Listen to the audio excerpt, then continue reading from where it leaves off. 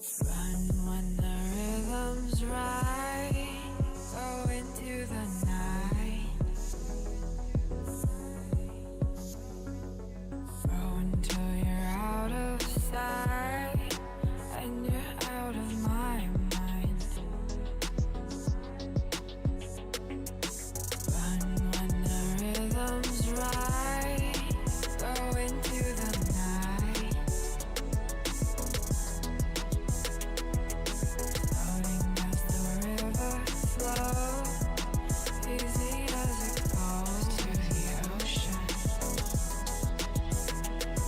So walk on by, I've got no reason to love you, but I do, I do, I do. So walk on by, I've got no reason to love you, but I do, I do, I do. Show me colors of the sky, but all I see is gray. You lost me when you lied. Promise me, but you never tried. Secrets in your eyes. You go and run, I'll hide. Show me colors of the sky, but all I see is gray. You lost me when you lied. I don't ever wanna be crowned, just another prize. It breaks my heart, heart. Breaks my heart, heart, heart, heart. Breaks my heart, heart, heart, heart. Breaks my heart, heart, heart. Breaks my heart.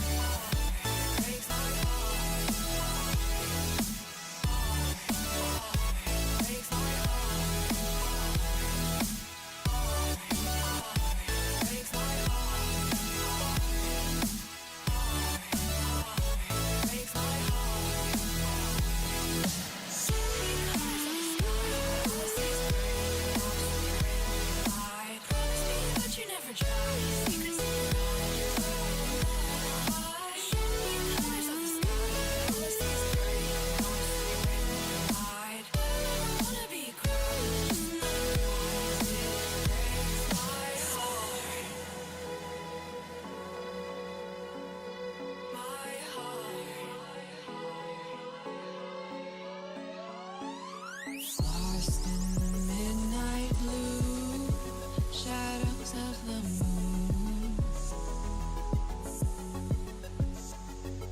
Here with open arms for you, feeling something so new. Said with me you'd reach the sun, oh but we were so young. Love me till the summer's done, but keep me in your heart, so I hold on. So walk on by, I've got no reason to love you, but I do, I do, I do. So walk on by, I've got no reason to love you, but I do, I do, I do. Show me colors of the sky, but all I see is gray. You lost me when you lied. Promise me, but you never tried. Secrets in your eyes. You go and run, I'll hide. Show me colors of the sky, but all I see is gray. You lost me when you lied. I don't ever wanna be crowned, just another prize. It breaks my heart. Colors of the sky, breaks my heart. All I see is colors of the sky, but all I see is colors of the sky. Colors of the sky, but all I see is colors of the sky. But all I see is colors of the sky. Colors of the sky, but all I see is colors of the sky.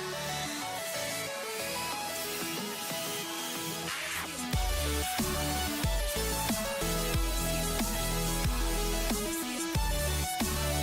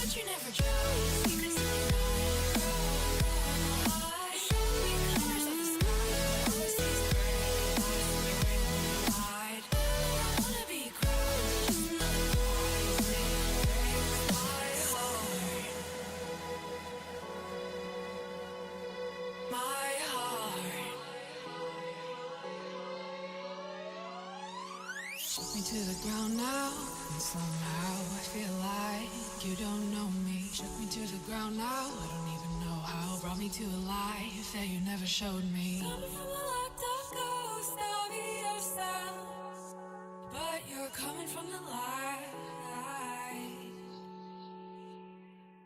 There's more to you than you ever thought there was. Yeah, you're coming from the light.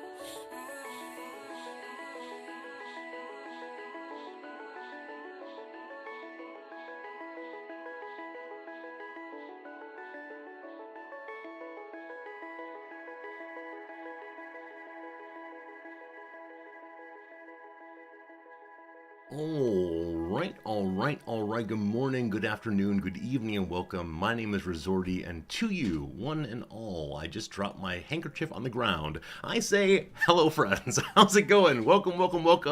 Drop my tie also. Everything's falling apart. That's fine, though. It's so good to see you. Thank you for being here right as we get started. It is a Friday morning Japan time, probably a Thursday where you are. Whichever way, I hope you're having a great day. Hope you're looking forward to the weekend ahead. It's a good day, though. A little rainy overnight. Nice rain to sleep by. All pretty good. Let's say some hellos. Hello to HPG. Slivers, good to see you. Welcome, Axix. Good to see you again, my friend. Hello to Patsaru. How's it going, Marks? Welcome in Silent and Mulp. Good day to you both. Hello to you, Cortraption. Nice seeing you today, Game Urchin. Hudson, welcome, Hudson. Hudson, thank you for the continuing subscription. That's all the way up to 13 months in a row. My goodness, a lot of months. I thank you very much indeed. Hello, George. Hello, Sakutera. Good to see you, Volo. Welcome, Monstro. Welcome, Nixon. Welcome, everybody. Let me grab the things I dropped now. Pardon me just briefly. We have a tie. We have a handkerchief. Very good. Handkerchief ready. Tie ready. It's all a lovely thing. Friends, I have so many announcements for you today. Today is the day of many announcements. Announcement number one. The grading is done. Last night at about 7 p.m. I entered my grades. It is all finished, thank goodness. They're not actually due in until 5 p.m. today, so we're completed about 22 hours early. Look at that, on-stream math. So happy to be finished. Just grading that much at once, which say 2 final projects, one a big exam, one a big paper. It's hard to stay focused during them all because after a while, the students' ideas, while they're all like very personal and important to them, become a little bit repetitive on my side, which is fine. I should take more time and more breaks, but very glad to have gotten through them, and many of the students did so well. And I'm so happy to report that with very low failure rate this term, so should be the case that I get hired for another year. Hooray. That said, in the fall I'm only teaching 1 class instead of 2 classes, so I've got more time to hang out with you all, more time to work on YouTube videos, more. But this semester in the books, check. We now have about a month or so, I believe, until the summer session starts. Super. We'll be spending that time working on YouTube videos, hanging out with you all. I'm not sure whatever else we'll do. Beyond that, further announcements, some of which will affect you. So next week, on Monday, which is to say the first day of the streaming week, Monday through Wednesday, Monday through Tuesday, I think Monday through Wednesday, I will be not streaming. And this is Golden Week, the once-a-year Japanese national holiday, when everything in Japan shuts down, including the Resorty stream, it seems. And Nams and I are going up to a mountainous area called Nikko to stay in a glamping area. This is the camping that Nams has wanted to do for a very long time. It's not exactly the camping she wants. She'd prefer to have the out in the middle of nowhere with just a tent and a lantern kind of camping, but that's much less done here than in the US. So instead we're going glamping, and I'll take photos and I'll bring them back for you. But that's to say, we're missing 2 or 3 days of streaming next week. I'll put the exact dates and times over on Discord, but my apologies in advance. Just so you know though, nothing is going wrong, there are no problems, it's a scheduled break. And I've been told that it's good for me to occasionally take scheduled breaks. More importantly, it's very good for Noms to do so. This mountainous area will not have Wi-Fi service. This mountainous area will have very spotty cell phone service, and so I think Noms will get away from work for a little while, and I'm so incredibly excited about that. So that's next week, And then the week after that, I will also be missing a few days, because the week after that, Nams and I are heading over to the western part of Japan to engage in some Habitat for Humanity work to try to help in the wake of the earthquake. And I've been told that the majority of what we're going to be doing is helping to clean up where the buildings have fallen. So we're not doing so much of the rebuilding, but we're clearing the ground where houses will go up someday. At this point, it's mostly just picking up and carrying ruins away. So that's going to be an interesting experience. Part of Habitat for Humanity is that you work with the families who will be living in the place, probably also working with the families whose houses have collapsed. And the emotional side of that, I don't know how to think about, because it must be so tragic and traumatic. I mean, obviously, you have a house, it is full of your things, the house collapses, oh no, your things are smashed. Like, obviously, great that their family is still living. I believe, a very small number of people died. But Mounds and I will be out there with our gloves on, carrying about bits of ruins. So that'll be not this next week, but the one after. It'll be a Thursday through Sunday trip, so you'll again be missing 2 days of stream, I believe. So next 2 weeks, you'll be missing 5 days of stream. Please don't all unfollow. Please don't all start like anti-resorty riots. I've seen the way the riots and encampments are going on U.S. universities right now. I will call the police to stop the riots. No, I'm sorry though they'll be gone, but this is how the summer goes. I'm very happy for both of these. One as a relaxation trip, one as a service trip, and I think it makes our lives more, I don't know, more fulfilled, more interesting maybe, and I think it'll be a good opportunity for Noms and I to share some time together. That's important for us, I think. So after that, the schedule will be more or less normal with no missing streams for the foreseeable future. But again, details on Discord on all of that. But I just want to let you know that things are a little uncertain, unstable for a bit. But this is my summer vacation, perhaps. You're going to wander off like unpenned RimWorld animals. Just don't leave the map. Just don't leave the map. I need to get you back again soon. I'll find a way to get my best animal handler out there drawing you in. I'm afraid I'm the only animal handler we have. Fritz is not afraid of me, but he requires a high level of handling, so maybe I can draw you back in. We'll see, we'll see.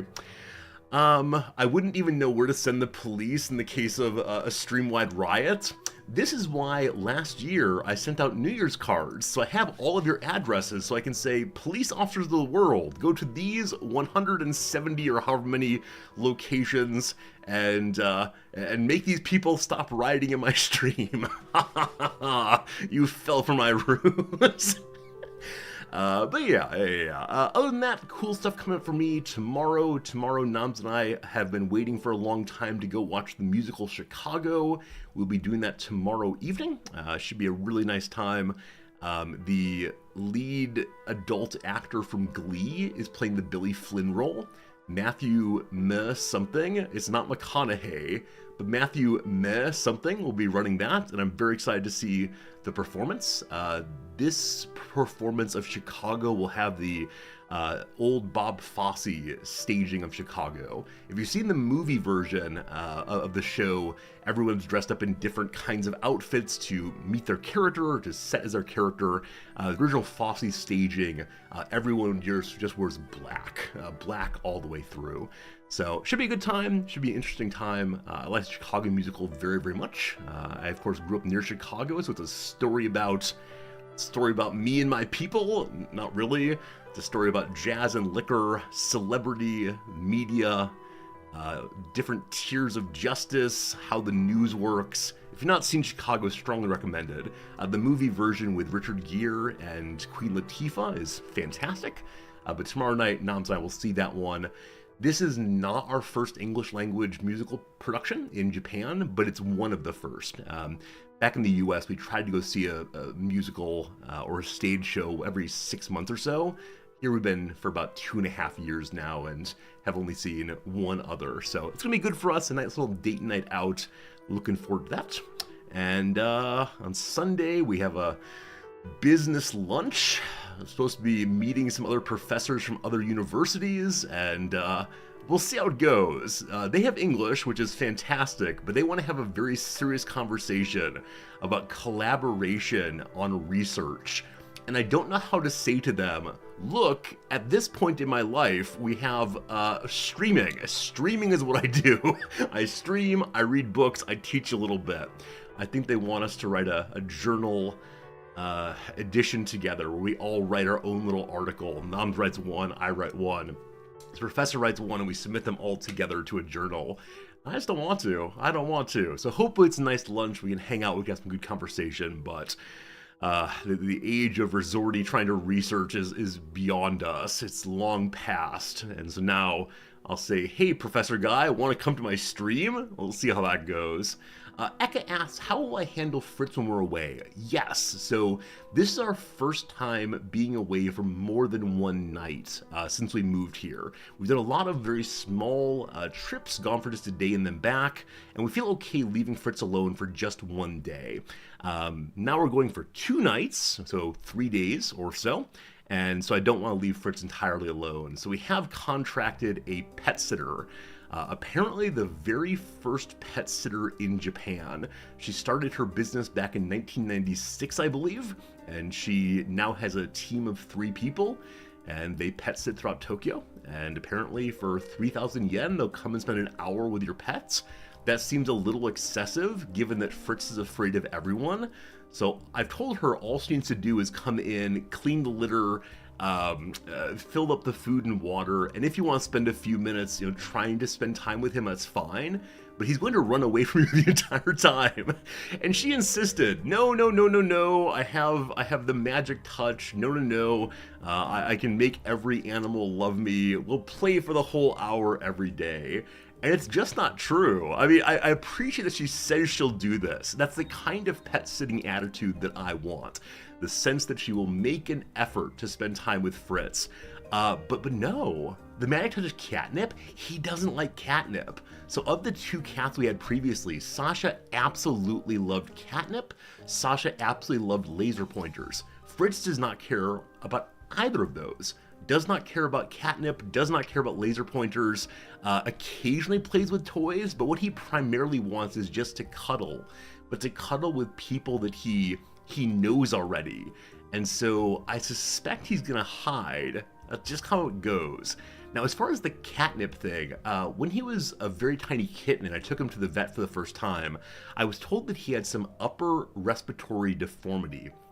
And I don't exactly know what that means, but there's something up in the pre-lung area that's different than normal. So I don't know if he has a bad sense of smell, maybe. I don't know if he has some inability to sense any kind of catnip. Just unclear to me, but we'll see. Sounds like an anxious cat. Fritz is a very anxious cat, and we don't quite know why. Adopted him off the streets when he was only a month or so old. Past that, he has had a totally peaceful and pleasant life, and for whatever reason, he is still really uncomfortable, especially with stranger men. Now, this sitter is a woman, and so it's possible he'll warm up to her a little faster, but in only 2 or 3 days, I'm not expecting it. And I expect that when we get home, even though Fritz will have had some company, will have had a sitter all the way through, he will probably cry tremendously and be very unhappy we were gone for a while. And then the next week we're gonna go away again. We're the worst cat parents ever, and you're gonna keep doing it. Hello, Pax, good seeing you. Always a pleasure. Oh, speaking of Fritz, at the end of stream yesterday, or towards the very end, I updated the weekly Fritz picture. Usually I do at the start of stream, but I wanna make sure that you all can see the new Fritz picture. So there it is. Isn't he adorable? That's Fritz in Noms' side of the bed. That'll be our picture of the week. You can imagine rubbing his tummy. You can imagine him being very happy to see you. Though of course it's the case that he would actually run away from you, but this is imaginary world, this is fantasy world, and so you can imagine him having a lovely time there. He always puts his head upside down. I don't know why he does this. He's not a normal cat. He does not sit upright. He does not, majestically present himself, but instead he inverts himself regularly. I don't know if it's trying to get his one brain cell into position. He may have at least 2 brain cells. All right, he's got a second brain cell. That's good. And he's got to shake the second one down. Hey, Coruscating, it's good seeing you. You really enjoy the upside down head position. Absolutely, it's so great, so great, so great. Hey Skipper, you have an issue when you go to your father's customers' houses. Rescue pets don't like you because you're a big guy. Yeah, I don't know that Fritz has had any experience with large men or men at all, but something about the deeper voice. Something to do with deeper voices, he really freaks out.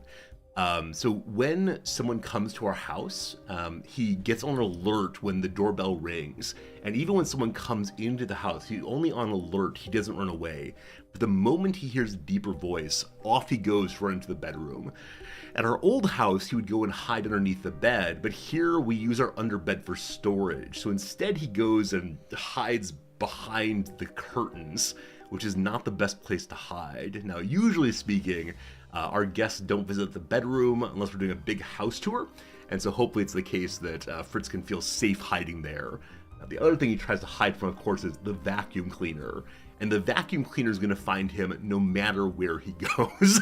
And so because of that, unfortunately, Fritz is constantly in panic. I'm not sure if the vacuum cleaner sounds like a deeper voice, or if he's convinced it's going to suck him up or what. But we've been using the vacuum cleaner around him since he was a tiny little kitten, and he's still aptly terrified of it every single time. Is that the case with your cats also? Do cats ever get used to the noise of cleaning? It happens fairly often now that I live with someone. Back when I lived solo, we vacuumed a little infrequently. These days, though, it's probably every other week or so. Thank you, anonymous gifter, whomever you may be, for your very generous gift sub to Coruscating. Corey, it is good seeing you. And anonymous, thank you as always for your support of what we're doing here in the channel. What are we doing today, the channel? We're playing some Manor Lords. That's me good. That's me good. Was Fritz a rescue from the big city? No, he's a rescue from a very, very tiny city of approximately 84 people. Like, it is I shouldn't even say city. It's a village. It's a blip on the map and nothing else. Blip on the map and nothing else. So I think his life was pretty unexciting. There wasn't much to see. And then suddenly there he was being scooped up by me and taken to the bigger city, to a town of about 30,000. Tokyo is definitely the largest city he's ever lived in, so I don't know. Your cats have regressed to feeling very undignified when the Roomba is going. Yeah, obviously the Roomba needs to, the cat needs to hop on top of the Roomba. I've seen pictures of that, of cats riding Roombas around. Or I guess because they're still images, maybe the Roomba's not actually moving. We merely assume the movement of a picture that's been set up by someone putting their cat on top of the Roomba, possibly. I don't think Fritz would tolerate that. He barely likes being lifted up by anyone other than me. I think the reason he's such a coward is because I didn't really have anyone over for the majority of his life. So I'm very much let's talk to people on the internet, let's get our social life through the web camera, as opposed to actually having human people in the house. And so it's possible that now he assumes that anyone coming to the house is actually a ghost and is coming to seize him, possibly. So I don't know. Hey, Exist, how's it going? If Roomba were large enough, you would sit on it. I've mentioned previously that one of my greatest hopes as a child was to ride a tortoise around. And I know this is very bad for turtles. I know turtles or tortoises, whatever they are, should not be ridden upon. I think I saw one too many fantasy novels, though, in which you would see various creatures riding tortoises into battle. Very, very slowly, but I don't know. I think I saw pictures also of little children on top of tortoises and said, oh, wouldn't that be wonderful? As many of you know, I have a love affair with Jonathan the Turtle, who is nearly 250 years old, I believe. And so I think that maybe we'll go see Jonathan the Turtle when he turns his next round birthday, whenever that is.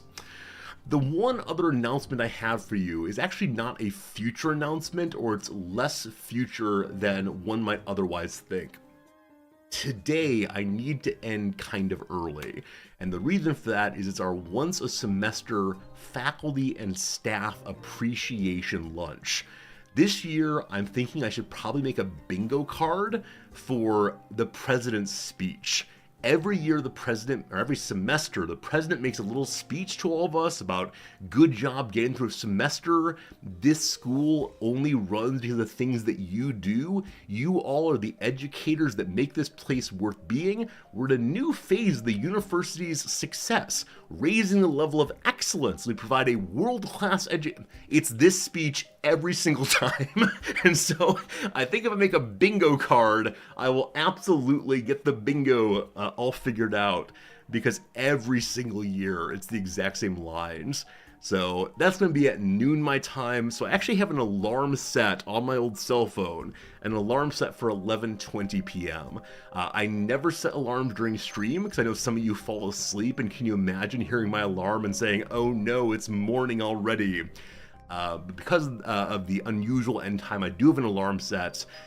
As usual, as every other prior semester banquet, lunch, whatever, I intend to go sit with and talk to a new person. In the very first semester I was here, I sat very quietly by myself, feeling a little intimidated by all the people around me. But since then, in the 2 or 3 other semesters since, I've tried to sit with a new person, and the conversations on the whole have been pretty good. My first semester, I tried to talk to someone new. I met a computer scientist who was a friendly person, and we talked about movies. The second semester, I talked with an sociologist, and we just chatted about teaching, and that was very nice. And then last semester, I had the very best interaction ever, talking with a linguist who has his own Wikipedia page. And linguist and I talked about the history of philosophy and symbolic theory, and I felt alive once again. So Nam's teased me that I'm probably gonna run over and try to talk to him again, but no, I'll try to meet someone new. Any field I should aim for, any field you would like me to go engage with.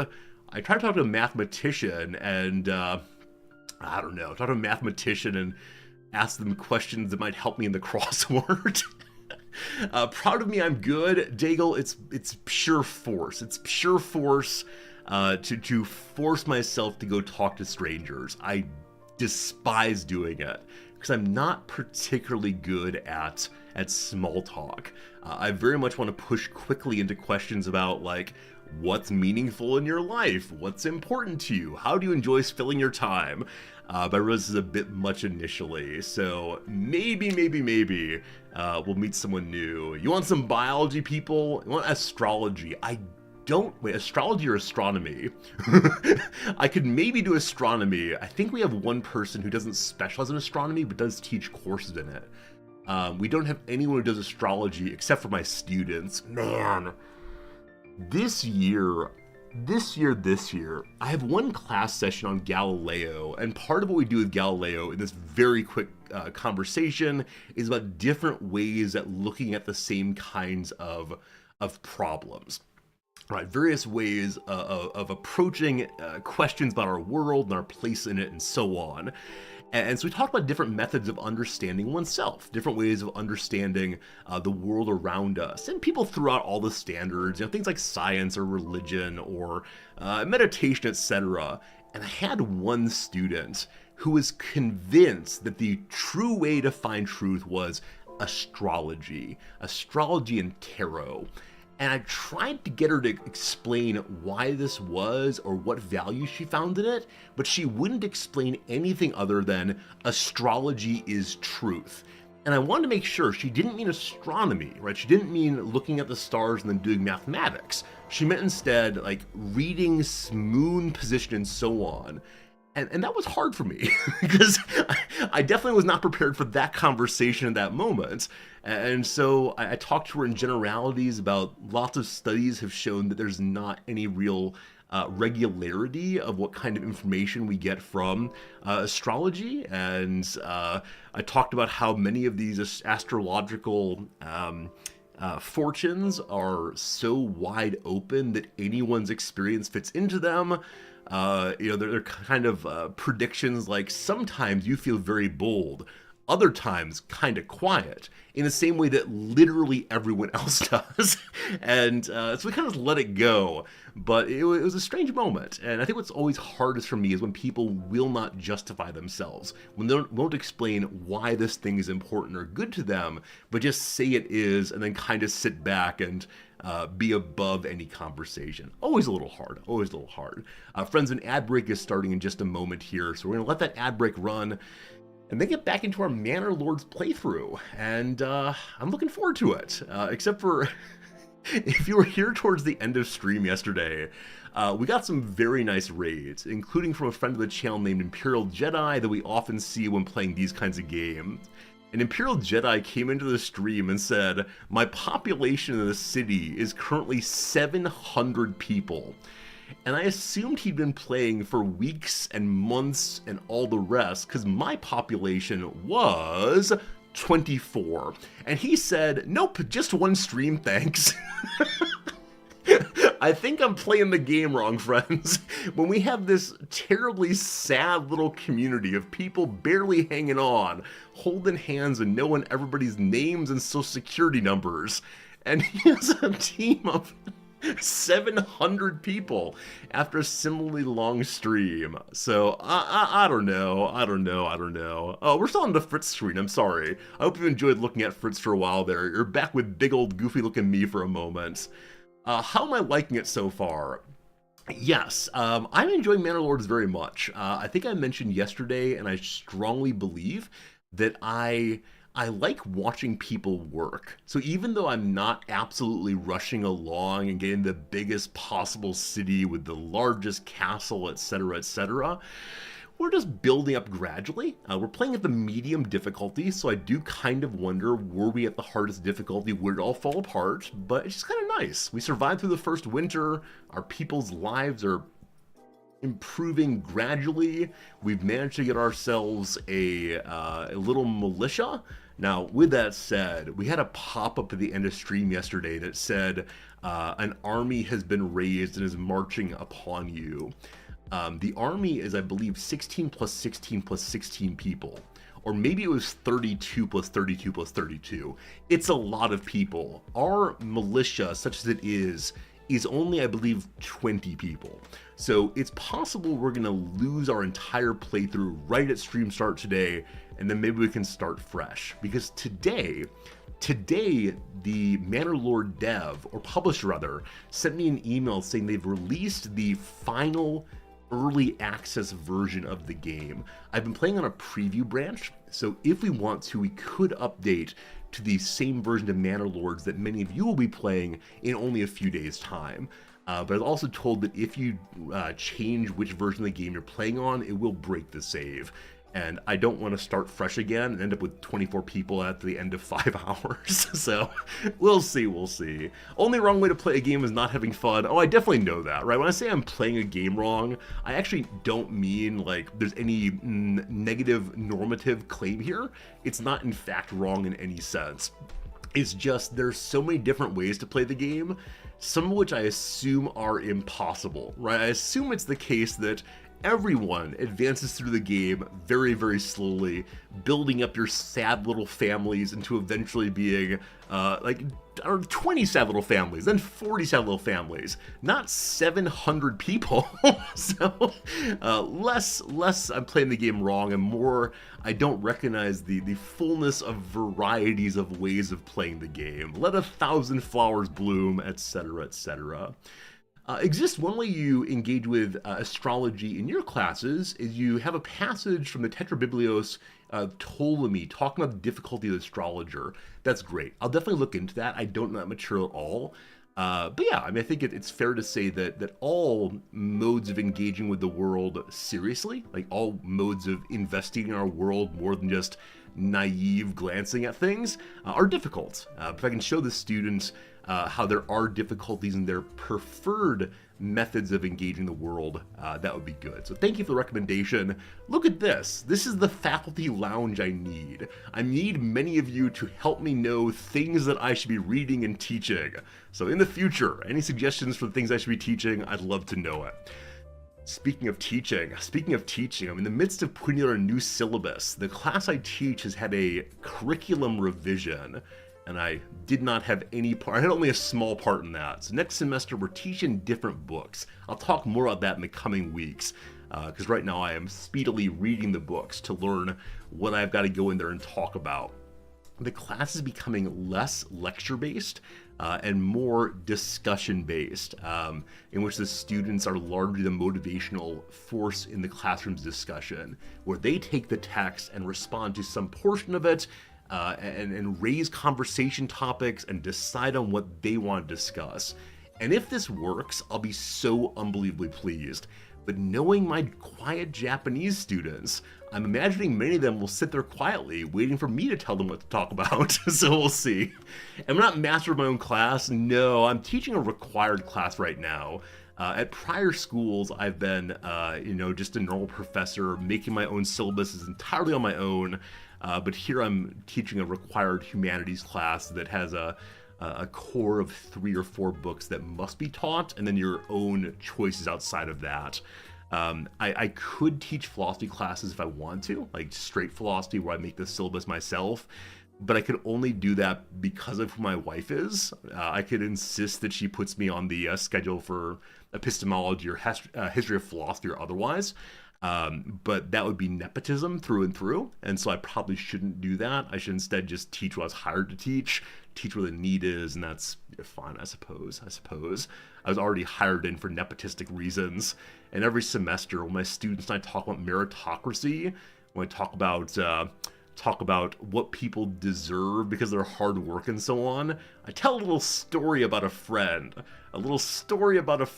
who managed to get his job only because his wife insisted on it when she was being hired, and he didn't apply, he didn't prove his worth, just the place hired him because they wanted to hire his wife. And my students all say, that person doesn't deserve their job. It's unfair that they got that job. And once they've gotten good and unanimous on that one, I say, that's me! And then I turn to them and say, you've told me I don't deserve my job! It's an absolutely terrible thing. I shouldn't do it that way. But it's great fun anyway. And, usually after I've done the big reveal, the students will immediately say, of course you deserve your job, of course, because you're a good professor.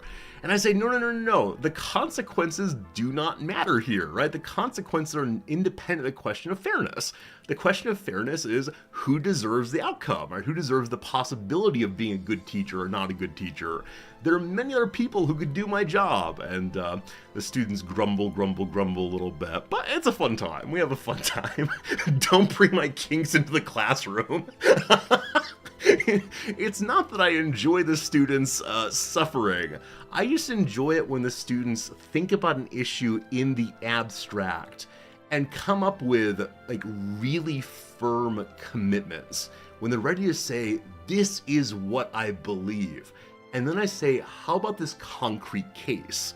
I say, if you believe it in general, you should believe it in the particular also. Here's a particular case. What do you think?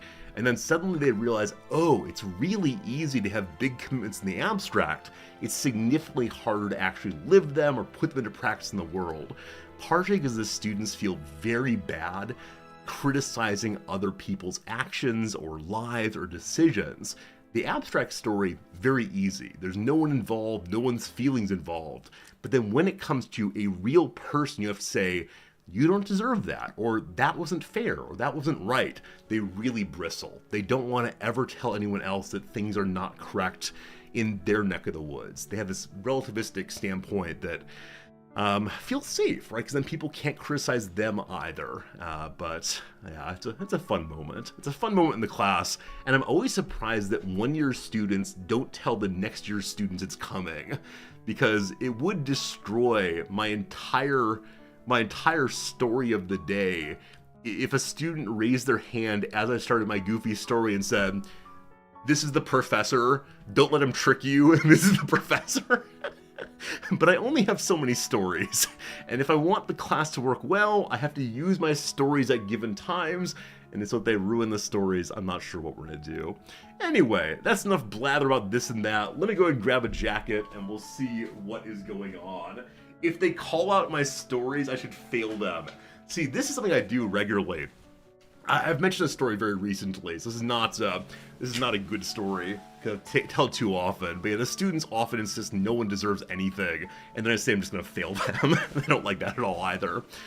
They have to do what they have to do to make Nepo husband happy. See, I do worry about this. Early in the semester, I think the students assume that either I like them or they fail. And I showed them very early on, it's not a personal thing. I don't really care what they argue, let's just talk and think together. I like that very much. And so I want the students to challenge me. I want the students to say, Professor Resorti, you might be wrong.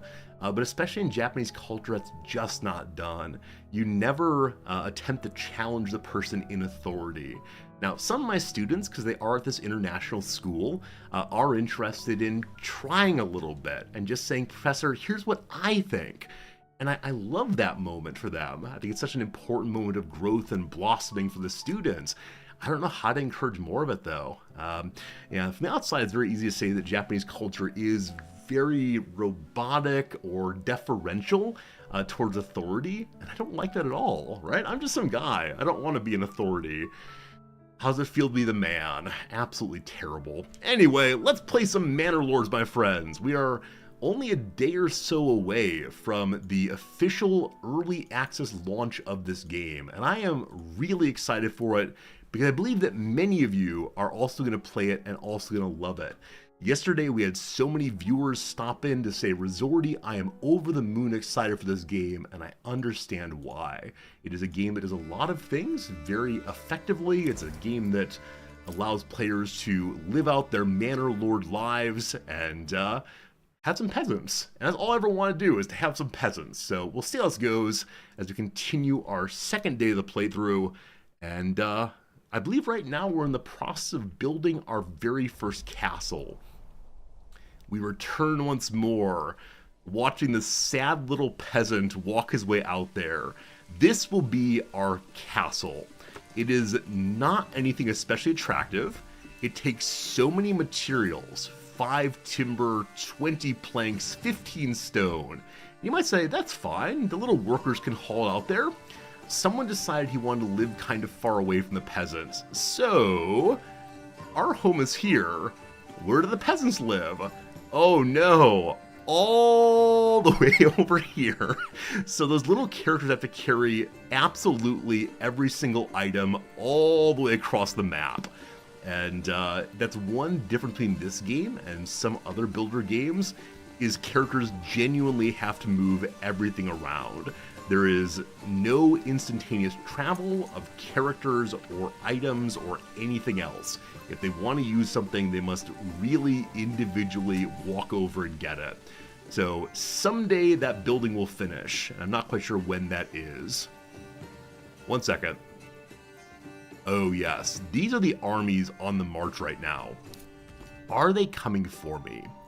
So we were relatively sure that these armies, which come from our enemy, the Baron Hildebolt von Berenrute, is currently attempting to clean out some bandits. That said, they may be heading down to attack us. And like I said, if they attack us, there's nothing I can do other than hire some mercenaries. But our trade has not been especially good. We're not producing much that can be sold, so our village only has 11 money.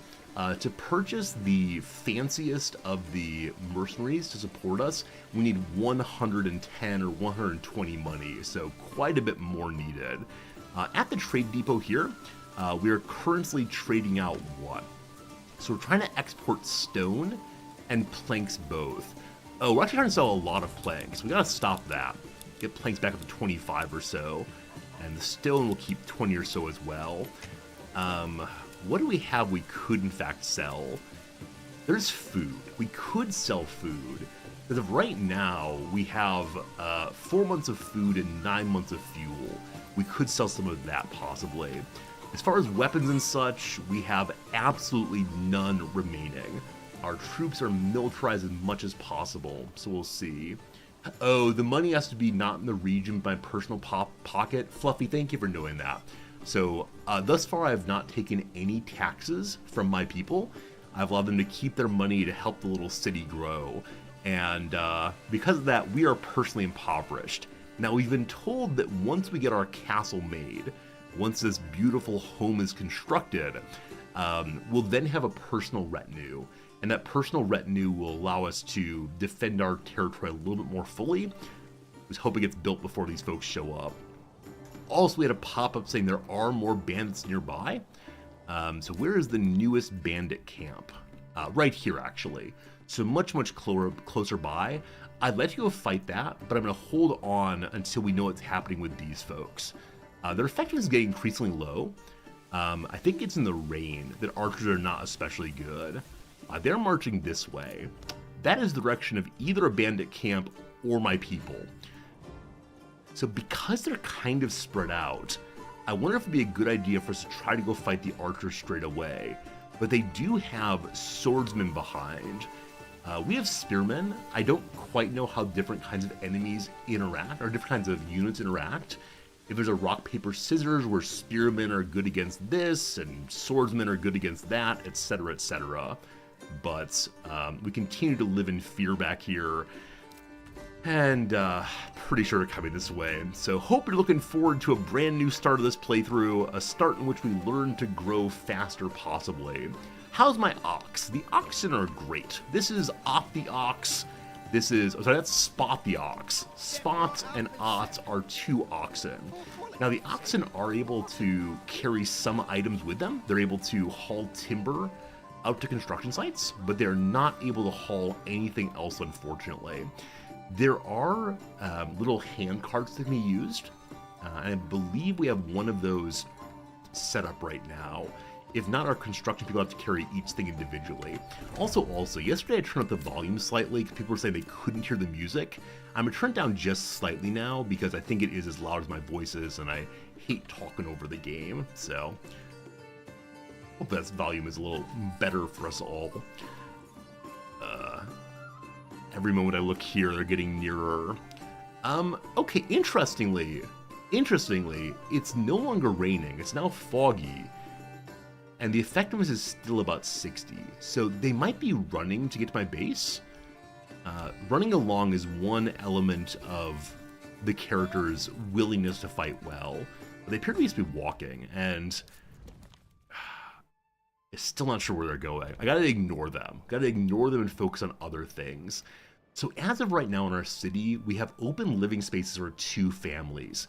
Families show up at times for no particular reason I've determined. The higher approval we have of our population, the more people come in, but I'm not sure if it's once a month a family shows up, if it's random drawing behind the scenes. I'm just not quite sure. Also, yesterday when we were first setting up our castle, we saw there was a way to make a wall.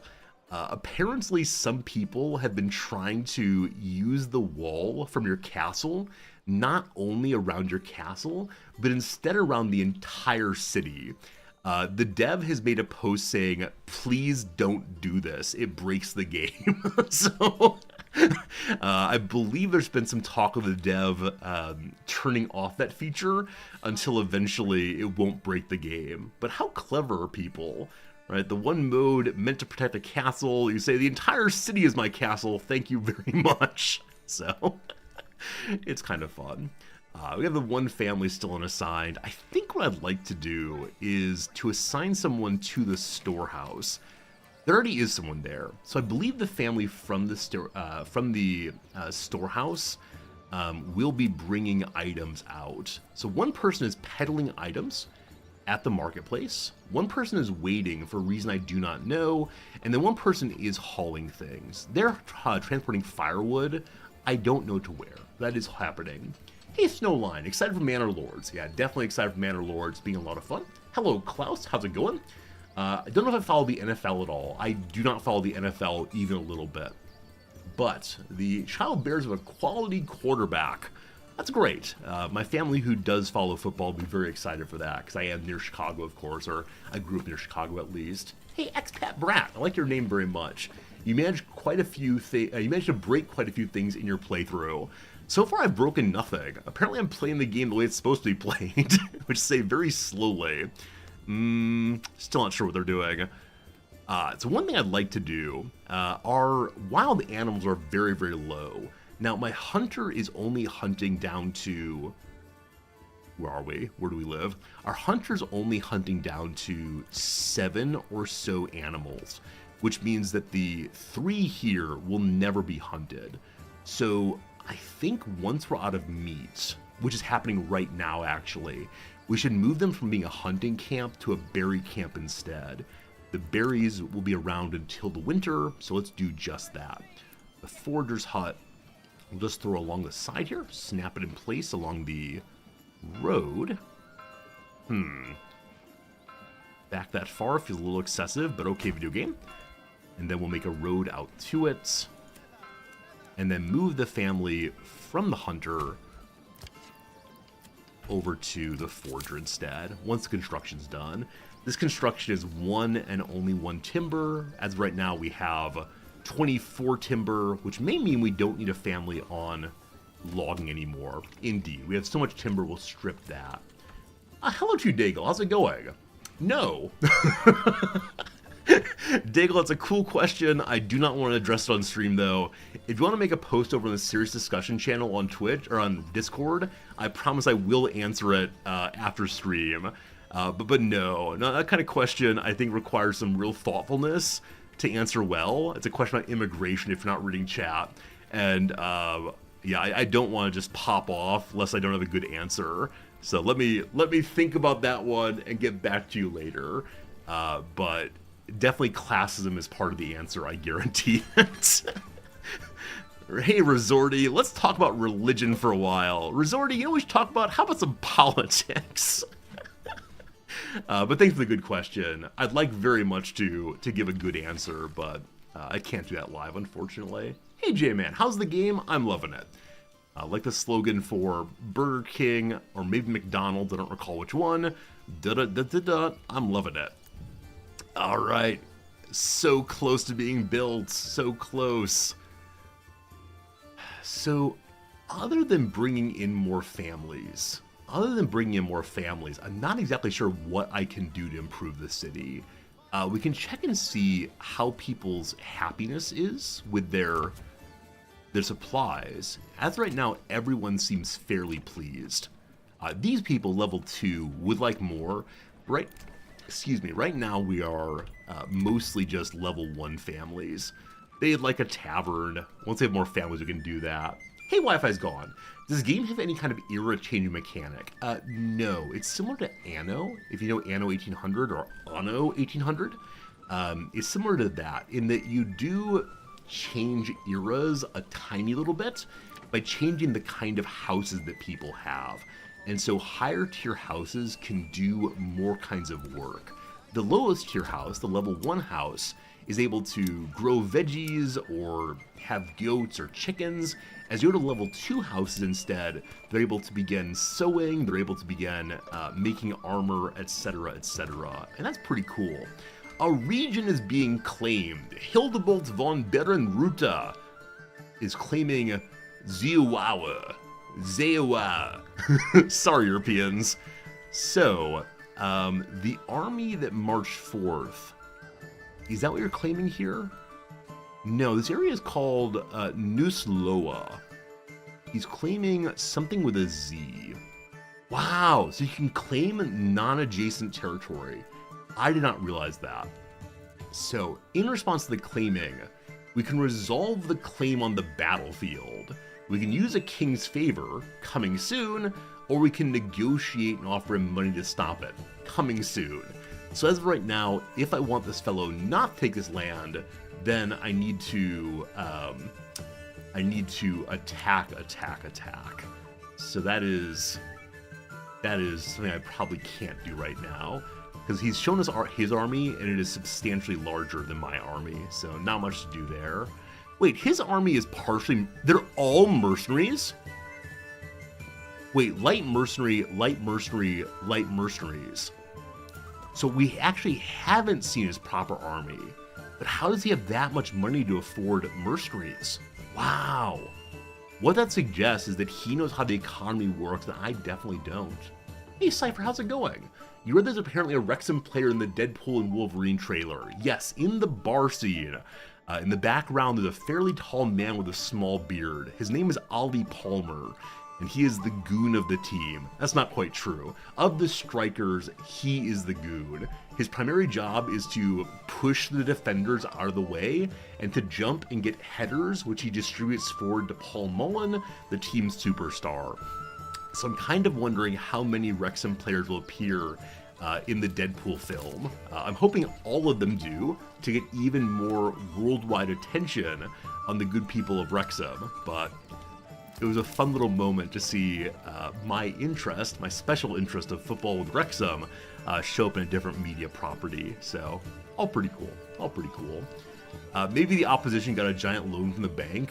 Maybe he is the bank. So he's a baron.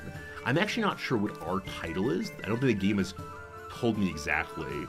But being able to expand might be a very good thing. Perhaps we should do more of that. Before then, though, I need more families. So, those of you who've actually played this game, or those of you who actually watched around the game, is there any trick to getting more families more quickly? Or is it just, when you have high population growth, just kind of wait? So is the way to get a lot of population fast just putting the game on top speed and sitting back and hoping for the best? Because there's not much else to do. Are all the names in this game Germanish? I believe so. I believe so. I really enjoy pronouncing them incorrectly, but definitely they seem German-ish of some sort. I don't think the dev has said where exactly in the world this game is set, but I may be wrong about that. It might be the case that it is set in some particular area, whether the Netherlands or Belgium or Germany or Austria or whatever. Hey, how's it going, K3? The game goes live in 10 or 11 hours. Very, very soon here. Hope you're having a good day, though. Expat, you follow Manchester United.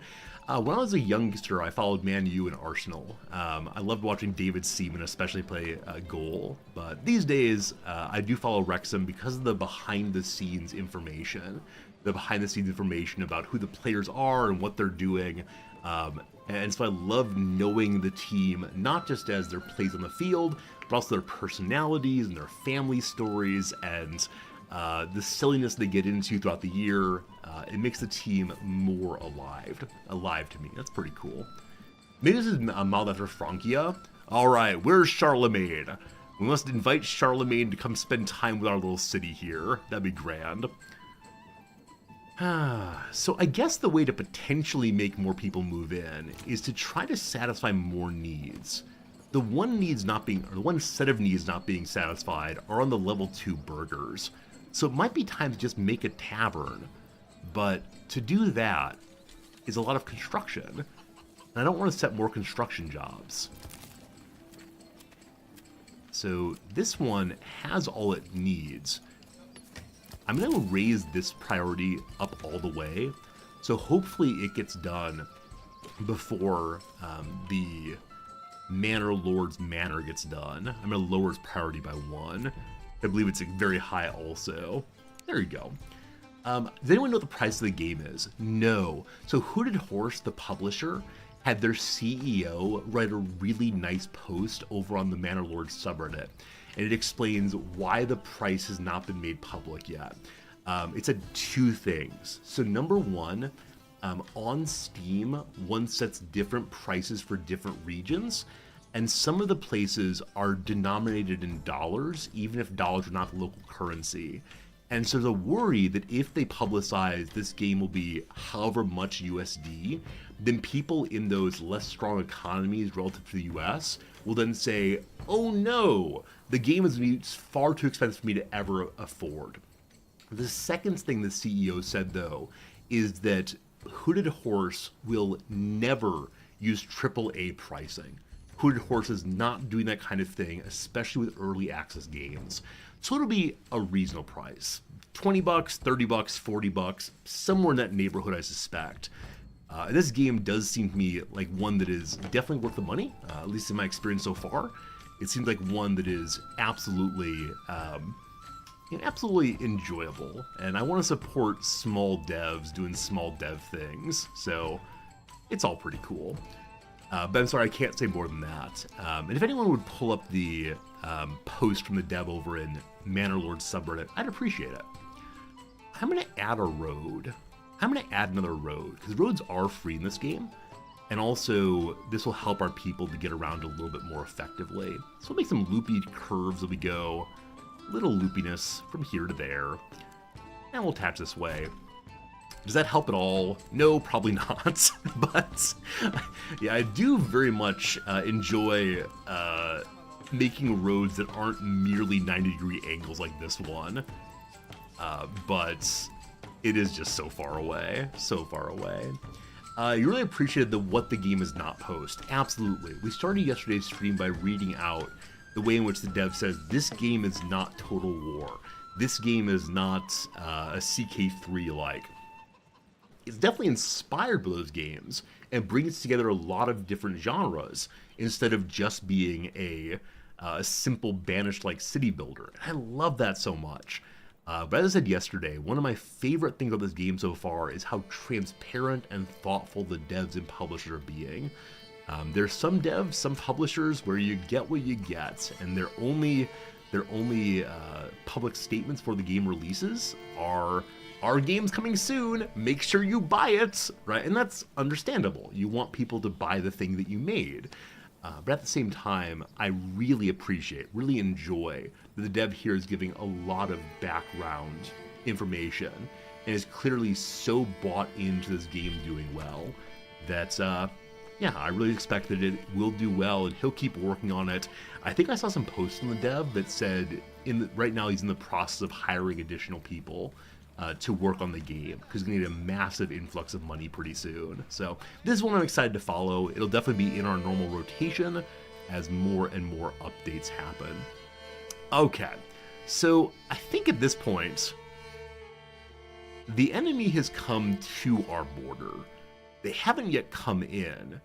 Are they walking around to find the best angle for attack? Definitely through the forest is not that way. Is it possible they're walking off to the territory that they're claiming right now? Maybe, maybe, maybe. But because they're mercenaries, I do kind of wonder how long mercenaries stay loyal to the person who's hired them. It can't be infinitely. The army is not a standing army after being hired, but you know what I'd love? I'd love if the mercenary troops had the same shields all the way through, to indicate that they are of that group in particular. They do march under a flag, though. That's pretty cool. Pretty cool. Hey, we're down to 3 money. So, I believe our money is currently being taken to buy iron sheets to make additional helmets. We have to be close to having a helmet for every person. So this person wants one more helmet and some gambesons also. That's gonna be a ways away, I believe. Yeah, I do wonder if I made a mistake by having my very first level 2 building be an armor shop. Because to make this thing work, we have to consistently buy more and more and more iron plates. Because the nearest iron is way out here. And I wonder if it'd be worthwhile for our next family to tend to clay or iron or I don't know what. Speaking of attending to things, oh, not quite. The forger's hut is not quite done yet. It is being raised right now, though. As the slogan was back in the early 2000s, we gotta raise the roof. Sorry. Sorry. In my head that was funny. Said aloud, somewhat less so. Somewhat less so. But in a moment here, we can move our hunters on over. We currently have 3 free teams, 3 free families, rather, that are gradually working on our many, many buildings. They still have not been cursed. Where is my Manor Lord property? We are now waiting for 3 more planks and 11 more stone. So soon, so soon, so soon. Yeah, they're walking away. I believe that we've shown that we are not afraid of people standing on our borders. They respect our property, and so we will just leave them alone for now. That's okay. May I please have some family move in rather? I'd really appreciate a family moving in. I'm gonna go top speed until family moves in or until the army attacks. Hey, Ford truck done. Yesterday we talked to a streamer who said that they only play the game at top speed, and I get that. I get why that would be, because it does seem at times that not terribly much is happening, especially when there's a long walk to a job site. But we now have someone working on the foraging huts, so hopefully they begin taking the berries. Maybe I should have made that closer, but as with everything else in this game, making sure that that the items are being brought into a central location seems important. So the storehouse here does have a family working there. So part of that family is taking items from the various job sites. So it might make sense to bring more in. We put it at normal speed, slow going, but like sipping on a freshly ground single source coffee. I'll tolerate half that sentence. I enjoy hanging out and relaxing while playing the game. It is like sipping a nice hot drink, maybe even a coffee. In this channel, we drink instant coffee crystals. We pour in the crystals, we pour in the hot water, single source coffee. Absolute elitism in my channel. What is going on? Generally a block away, there's a coffee roaster, and my wife gets her coffee there, but I refuse to go in for that kind of fanciness. Instead, I'm willing to get the stuff from the convenience store. What do you mean, F- no? What do you mean, you're voting against my coffee habits? You bunch of elitists. Absolutely outrageous. It's a good time, though. It's a good time, though. It's time to riot? No rioting over coffee. There are many things to riot over, including the times when I decide to take a couple days off of stream, but at this point in life, you may not riot over coffee. What a first world concern. You all first world people out there with your boo inexpensive coffee, boo. What are we gonna do? Our happiness is now 94. If you all can't convince someone to join us with 94 happiness, what's wrong with you? What's wrong with you? Hello, I wish I could send my king out here to stand at the entrance. You peasant! You peasants, join us! I promise you lots of hard work. You'll get those muscles swole as you carry things out to build my castle. Hey, Granddad, how's it going? Granddad, it's good seeing you. As a coffee cart owner and operator, you call the masses to riot. Oh no! Oh no! Oh no. I'm glad that you have your job. If I lived near you, I'd use the coffee cart, but at home, it's too much time. Like, that's what it comes to entirely. I just don't have the patience for the pouring. I don't have the patience for the grinding of beans. If someone will do that work for me, I am all over it. But what I like is in the morning, I come downstairs, I turn on my hot water bucket, I sit and pet the cat, it goes bing, finishing its job, I pour it in, and I'm done. That's the whole story. It's wonderful. Maybe we need some open rooms, open house for people to come in. We have open houses. So we have 14 living space and only 12 families. So 2 more families should be moving in. But they're not.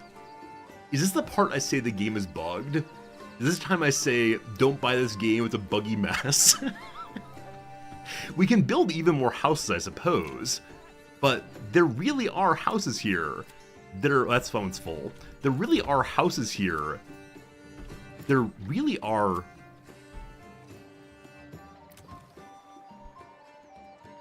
10 plus 2 is 12. 14 is greater than 12. Are there open houses here? Have I considered stopping to smell the roses? Like, nicer coffee is smelling the roses? Possibly. Possibly. As I mentioned before, though, I have an absolutely terrible sense of smell, and so I do not stop and smell the roses.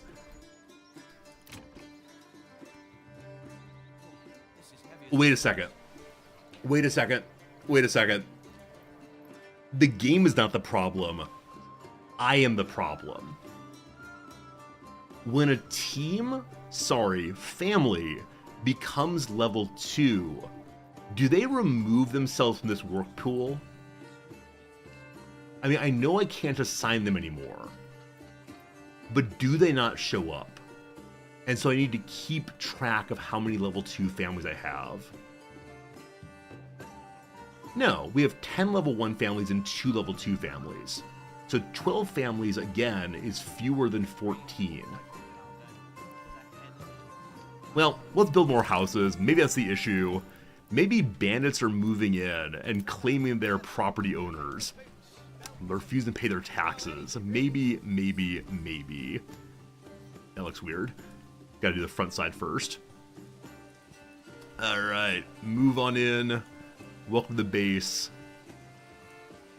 I want to go larger so we're able to make sure everyone has a backyard. This is the one thing we can promise our people, is everybody gets a backyard. Okay, I give you potentially 3 more houses. Yeah, I know I can't actually assign the people in level 2, but I think they're counting here still. Because of the 36, there are 12 families. 10 plus 2 is 12. We should have 2 open spaces. We will have 3 more open spaces eventually. I have no idea what's going on. I'm having a good time, but this is a place where the mechanics are a little opaque to me, because people are so unbelievably happy. Like, this is the best city ever, and yet no one's joining us. Alright. Oh, look! My manor's going up. My manor's being constructed. Can I find the open house? Yes. Realtors say come see them. So, no. 1, 2, 3, 4, 5, 6, 7, 8, 9, 10, 11, 12. It says I have 14 houses. Where are the extra houses then? I don't believe I started a second, yeah, I don't think I started a second neighborhood. 1, 2, 3, 4, 5, 6, 7, 8, 9, 10, 11, 12. Oh, are they counting my manor? Oh. Do peasants get to live with me in the manor? I don't want that. They smell bad. Anyone know where the game releases tomorrow? The game releases at, I don't know when, about 10 hours from now. You can do the math. So, like 8 p.m. Japan time. There's a little work camp. When you say work camp, what do you mean? Oh, the starting homeless camp. Sorry. I don't think we ever upgraded it. Good point. Did I destroy the place where people move in initially? It was right here, I think? No, I must have destroyed it because I'm not seeing it. But that's very useful. So the whole time we've been sitting and waiting for people to move in, we could not have any people move in. So I wonder if the work camp is necessary to get people to move in the first place, and then you build houses for them. Well, whichever way, we solved the problem. If someone were making a Manor Lords welcome to the game, good luck playing it preview, definitely talking about how your manor counts as space would be very, very useful. Very, very good. Highest priority here now, because we need to get houses made, so more people will move in. Alright, let's go watch our beautiful building being built, though. There are no workers. Look, we have 2 rooms. I think we may have the only 2-room house in the entire world. Sorry, the entire little village, rather. And I believe we could have made a much larger castle, but it cost things that didn't have. So I'm making a tiny one for now, and then as our world becomes grander, we will make a grander building for ourselves. It feels ridiculous having all these poor peasants living in filth, and we live in the grandest of places. Which is to say, I am pretty bad at proving that I ought to be the Lord. Man of the people! Despite the fact we have just the plain old red outfit, fancier than anyone else. Peasants! Are you walking away from me, peasant? Let's off-road for a moment. Don't be afraid to use the whip? I don't know. I don't know how to insist they have more work to do. Please. Please keep walking. Yes, carry those stones. I will soon call you Sir Stone Guy. If you get him there and get to work, Mr. Stony MD. Titles mean nothing. It's all made up. It's turn here, turn to my subdivision. I sure do hope eventually there are cosmetics for dressing up your lord differently. That'd be such an easy win for the game. Like, I suspect that of the many implementations of new mechanics, just having a page where you can turn your cape blue, turn your cape orange, must be a fairly easy one by comparison with some. So I bet that's on the quote-unquote roadmap. The dev has not published a roadmap because they don't want to give false sense of where the game's gonna go. Because dev has said that oftentimes he believes a mechanic will be really fun and wants to implement it, and then the playtesters say, nah, not so much. So Sir Stony McGee over there dropped off the stone and then walked away. How many more stones do y'all need? Oh, 4 more stones. Alright, back to ignoring y'all. And where's the enemy army? Where do I live? I live here. I believe the enemy army has... I believe the enemy army has disbanded itself because the enemy is able to seize this territory. Eventually we'll have enough reputation points to take something for ourselves. With 1,000 influence points, we can take one area for ourselves. But as of right now, we have only 320. I'm not sure how we're ordering them. Let's see. Influence is gained from the tithes, conquering brigands, and upgrading churches and manors.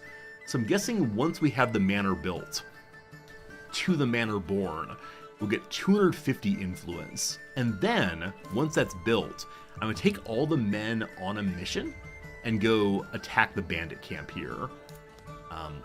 Something I saw discussed earlier today over on the subreddit is, wouldn't it be fascinating fun if the bandit camp were to grow bigger and bigger as they steal things from your territory? Now, obviously, if they just steal some meat, they're not going to make a wall out of meat, I don't think. But it'd be very cool to see this place growing larger and larger and larger. I'd like that. Now, I wouldn't like it if it got so large it could defeat me. Can't tolerate that, but... Are our new houses being built? No. So waiting to transport the timber. Timber transport happens via the ox. The oxes are not home. Aha! Aha! There's Ott, mighty Ott, the beefiest of us all. Look at his ongoing strength. I would love it. This may not be possible, but I would love it if the ox became stronger and stronger. Now, if the ox changes what kind of creature it is throughout the years, eventually then Ott would get old and probably die. I will only accept Ott getting old and possibly dying if we end up having the possibility of making Ott babies, Ott Jr. and so on. Hey Abernathy, you have a question about our RimWorld playthrough. Yes, the recently lost RimWorld playthrough. What would you like to know? It's one of the more embarrassing stories recently. I'm going to get rid of some of these trees here, just so we can see what's going on. I will not have the peasants hide from me. Your lord must be able to see all things at all times. Good. Everything's here. Just need a constructor to come banging it for a while. Let's check our manor again. It was so foolish put so far away, but it's going to look great once it's done. And again, no workers. 4 more stone needed. Anyone bringing any? Oof. Oof.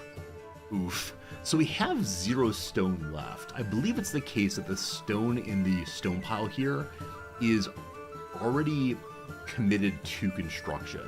We wouldn't have been able to place the building if there were no stone availability. We do have our giant stone pile here. It's one of our mightiest stone deposits. It's our rich deposit. So we could put a family there to begin digging out more, but I don't want to take a family off of construction. We will need more soon, though. Hello, Abernathy. What happened to the latest Tale of Rimworld? I mean, I believe the command says the playthrough ended in a preventable tragedy. So, this was the topic of yesterday's stream, so I'm gonna repeat myself just one more time. Over the past week, I've been taking my medicine at the wrong time, or taking the wrong medicine at the wrong time, namely the one that causes extreme anxiety just before stream started, instead of just before bedtime. So I was getting so unbelievably anxious during stream that I just wanted stream to end, and so it's possibly the case that I may have thrown away a RimWorld playthrough because I was feeling really, really horrible and just clicking buttons, trying to keep myself somewhat focused until stream ending time. And so it's possibly the case that I may have sort of just pushed buttons through a raid instead of being strategic and thoughtful. So don't worry, back to RimWorld real soon, medicine problems all fixed, and yeah, I feel bad about the RimWorld playthrough because it was being really, really fun. What's the odds the medicine didn't cause it with a fluke? For 4 days in a row, I ended the stream after 2 hours because I was freaking out, comma man. And then I stopped taking medicine at the wrong time, and I feel much better. While placebo effect is a real thing, I want to say that seems causative. It's at least correlative. Initially, I was taking that medicine when it was first prescribed to me. I was taking it in the morning and feeling really, really, really bad. And then we moved to evening time, nighttime before bed, and felt much better. So I'm going to say myth busted. We'll find the true essence of Anomaly one of these days. Obviously, the true essence of Anomaly is the friends we made on time. Once again, the evil fellow raises mercenaries. They're far away, we'll ignore them. Jim, glad to be feeling better also. Yeah, it's just a nice thing to be able to hang out and stream without any substantial worries. Because man, over those 4 days, it was a feeling of, I'm not sure I can be a streamer anymore. Something has happened inside of me, and streaming feels so horrible. I just want to hide, I just want to sleep, and I did not want to have a stream crisis and disappear again, so I'm very happy it's better also. But medical issues like that do cause such a profound, fear of one's identity. Things go from being really under control and I am who I am and life's going okay to, well, guess I'm going to be a log for a while. I need an ox to haul me around the city. Speaking of things being hauled around the city, why is no one constructing? It's very high priority. It is a very high priority. So, Man with Ox is hauling timber to all of the job sites before building any of the job sites, even though the other ones are merely medium priority. So I wonder if Person with Ox will always try to do all ox jobs instead of dropping the ox off, going doing work, getting the ox again, which would be much slower, I'm guessing. So, just want that built though. And then what is occurring? Way out here, laborers have dropped off more stones.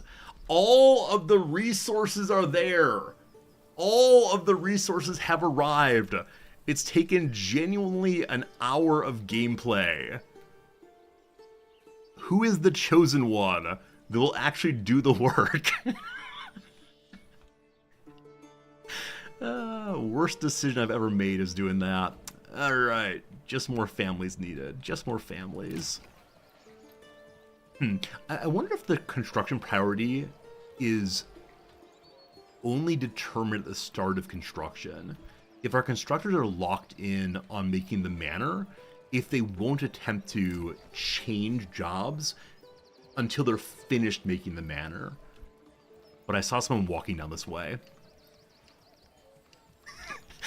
What portion of this game's playthrough is just stalking my citizens? It might be a very, very large amount of it. Where'd you go, brother? Where'd you go? I like the forest, but they do confuse me. They bedevil me. Gotta hire Robin the Hood. Oh, there he is. Jorg is an unassigned person going to flatten the ground.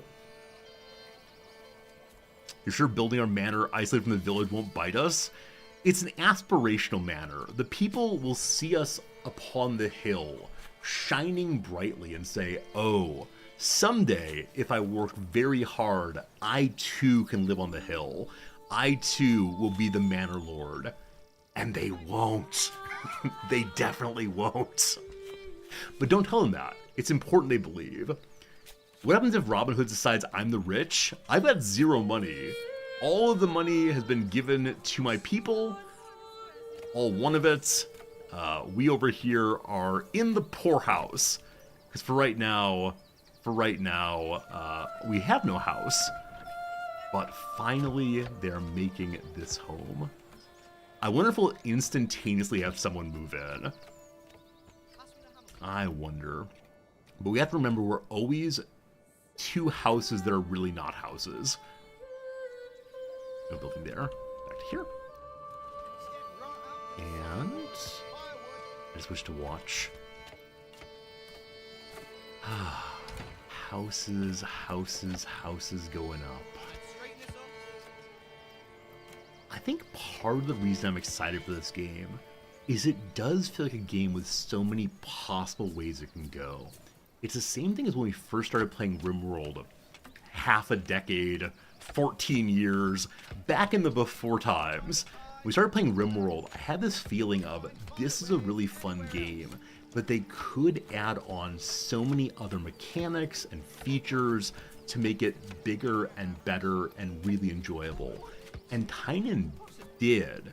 Like, Tynan is someone who used early access so efficiently by ensuring that the game became fully bloomed before release. Now, it is the case they could add more things, and indeed they are doing so with DLCs.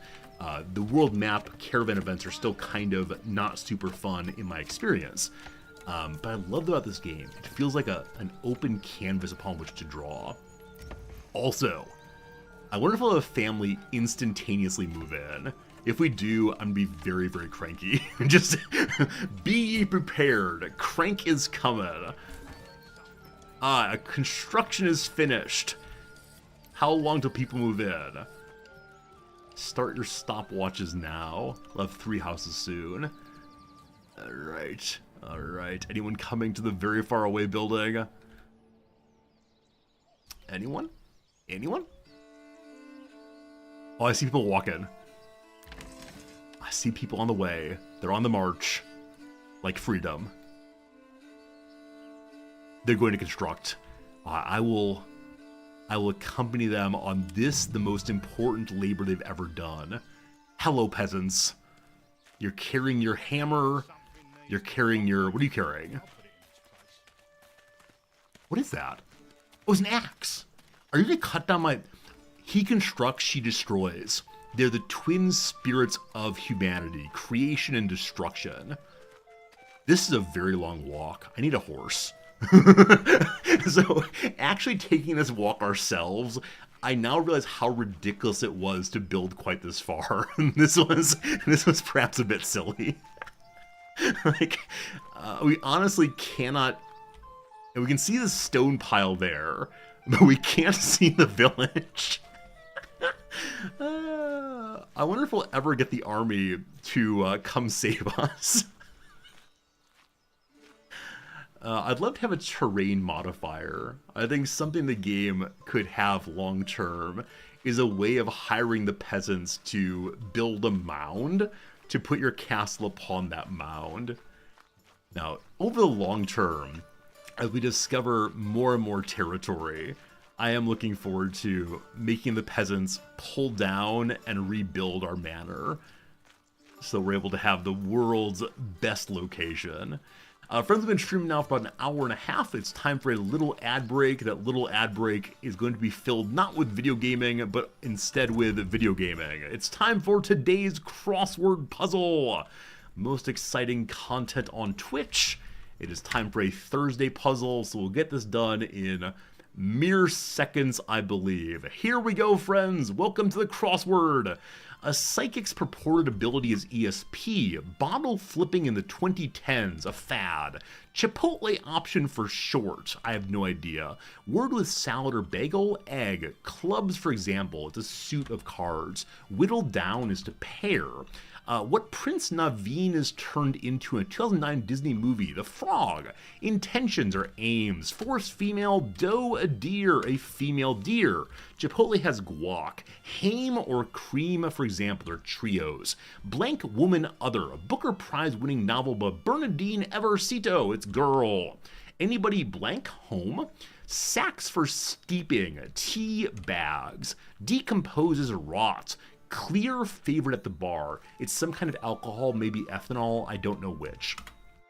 Kelly with the 2023 album Lowercase C Chemistry. Kelly Clarkson, she's from American Idol, I believe. What may mean? That's odd. Accessory for a burlesque performer. That's going to be the boa. So what kind of clear favorite at the bar? Bar can also mean lawyers. Bar can also mean maybe the beginning of a horse race at a bar. Not sure about that one. Anyway, let's do some downs. Give or take. These are both verbs, we'll see. Classic cookie brand, famous Amos probably. The Fableman star Paul. It could be Paul Dano, but I'm not sure about that one. And Vad Cost looks pretty bad. It's maybe vodka soda. That's the clear favorite there. Blank Tour, a blockbuster 2020s event for Swifties, the Eras Tour. The chief god of the Norse is Odin. Janet, who preceded John Ashcroft as Attorney General, is Janet Reno. Avian symbol of peace is the dove. A godsend is a boon. And lastly, a sketch is to draw. Hooray, hooray, hooray. Incidentally, my vodka became Oreo. Oreo is in the puzzle. Happy Oreo Day, everybody. Classic cookie brand, the Oreo. Very nice, very nice. All right, that's all done. So we finished the Tuesday yesterday. That's finished. So we still have the Monday puzzle. And we have about a minute and 41 seconds remaining. So let's try to get the Monday puzzle figured out. Maneuver around a median, maybe. So the median is the middle portion of the street, of a boulevard probably.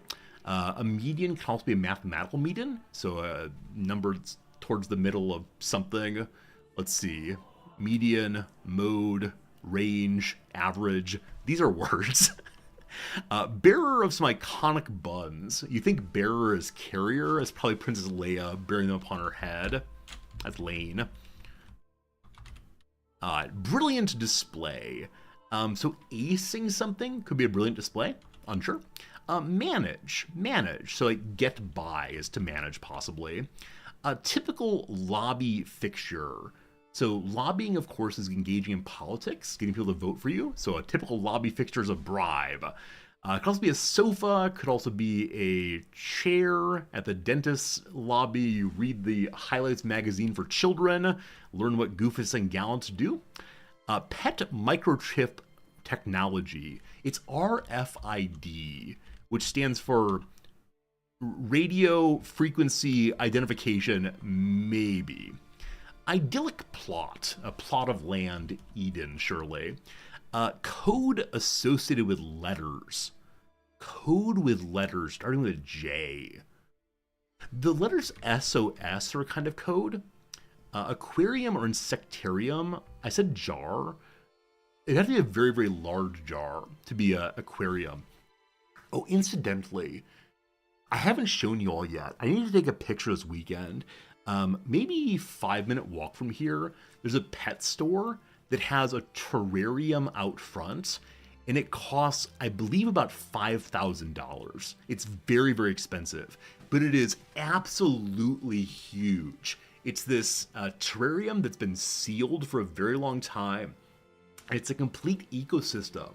I think it's not really for sale. I think it just sits there as an attraction for people to stop in and look and see. I need to take a photo though for y'all to see it. Anyway, the ad break is done. Thanks for hanging out with us during that.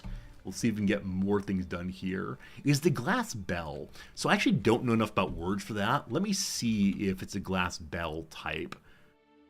Here is text, glass bell jar. No. It is really, really large. I don't think I know the words. I want to say it's a flask, but again, it is. So it's spherical at the bottom, and then has a narrowing towards the top, and then a fairly narrow, slightly larger than a wine bottle at the very, very top of it that I believe is corked. Does anyone know bottle names? It's not an Erlenmeyer flask, I don't believe. Let's see. Science, chemistry lab bottles. Or flasks, whatever. Okay, so it looks kind of like the second one here, though with a much shorter neck, and it's very large overall. Is it decanting? I have no idea. It's something like that, though. I'll take a picture. We'll show it in the future. What's an Erlenmeyer flask look like? It's one of those words I vaguely remember. Okay, Erlenmeyer is this kind. That's good to know. It's like that. All right, I'm going to look at a link from chat. I tend not to do this. Stop talking. Y'all are making the link move. Let's see if it's like this one. Please don't be a keylogger. It's exactly like that. It's actually larger than that, but I have seen this picture before. David Latimer's terrarium has not been watered in 47 years. But very much like that, but even larger. Yeah, that's cool. That's very, very cool. 47 years. And the thing just grows and grows. What is this down here? Is that mold, maybe? Is that a collection of dirt, I guess? It also looks somewhat less full. It's kind of been manicured back. Not quite bonsai-like, but it doesn't seem as explosive. Now, with that said, maybe it's a fresher one. I'm not sure. Anyway, we got about an hour of stream left still, hour and 5 minutes or so. I am ending early today because of a faculty appreciation brunch. And my wife asked me to go to it, and I am excited to see what tasty food they have this time. Mashed potatoes is definitely part of the food for today, and I'm excited for the mashed potatoes. Gonna be good. Oh, here's a sealed terrarium. Good point, Fernanthus. The sealed terrarium, you can't do much with it other than look at it. But I suspect that the one that my nearby pet store has might instead be opened occasionally. Not sure. I just saw a plus 16 on money over there. But once again, we have only plus 3 money. So I don't know. New house been built. Also, we are 99% approval. People are so happy. And it's actually being built. No. No. Okay, good. I thought the person walked all the way over here to swing their hammer once and then walked all the way back. No. I think though it's the case that most items need to be moved around the base. I think they don't actually have to go home for food or for sleep, thank goodness. Because can you imagine? Sorry, boss. Spent the whole workday walking here. Oh, we're gonna have a manor. And I look forward to seeing what happens when our retinue is here. What, if anything, happens? Don't stop. Can't stop, won't stop. After more than an hour of actual real-world time, possibly more than 2 hours, I'm not sure, it is finished. Or so I claim. This is nearly as exciting as when we put the church up. Except the church was so much closer. 100% approval. Please give me a new family. My old family doesn't like me anymore. I've been disowned. More new families, please. So what do they add next? I always love identifying what piece is added. Oh, the roof! Apparently it was the roof this time. Now we have some walls. We have some possibly windows, possibly arrow holes. What is it called? What is it called? Archer something. Behold! The manor has been built! Policies unlocked. New retinue assembled. And we can now engage in taxation. Click on Taxes tab after selecting your manor to set levels of taxation. Taxes can boost your treasury and influence at the cost of making the population poorer. But right now, I don't want to engage in taxation because our economy is still very, very, very bad. Hey, Packpaw, am I enjoying this game? Absolutely. It's the second day on the game. I tend not to come back to games I don't enjoy them. But look, we can now engage in policies. So we could say hunting grounds. Wild animals on rich deposits breed twice as fast at the cost of 50% reduced yield from crops. So as of right now, we do not have any rich deposits of wild animals. There is one, but it's outside of our territory. Or number 2, strict fasting. Citizens skip every 5th meal. Reduces food consumption, but decreases approval. Huh. Let's not engage in these. These seem like policies that might upset our people. I think we're good.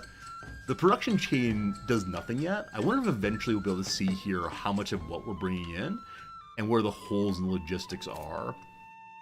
But how wonderful is that? Also, just spring. How's the planting at our farm doing? Our farm is right here. Some poor person's out there scraping along. Now, I gave them a plow. Do I have to assign a livestock here? Plowing by hand. I'm nearly certain we built for them the plow upgrade. We don't have a fence yet. But I know there's a plow right here before. Why are they not using my livestock then?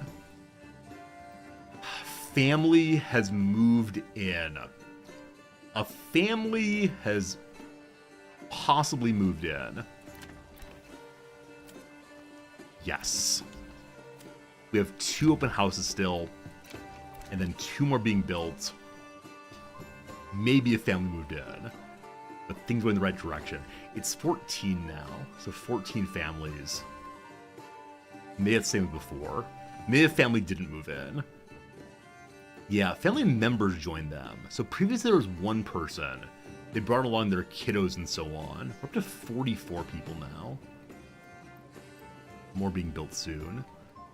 Okay. We have 4 months of food. We are fetching berries, possibly. It's hunting. People are gathering berries, bringing them in. We have 1 berry, 1 veggie, 1 meat. So I would sure like to get to 1,000 influence in order to claim some land near me.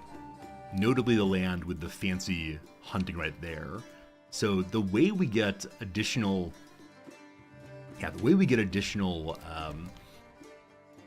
influence is by fighting bandits. So friends, it is time for us to go wipe out some bandit camps.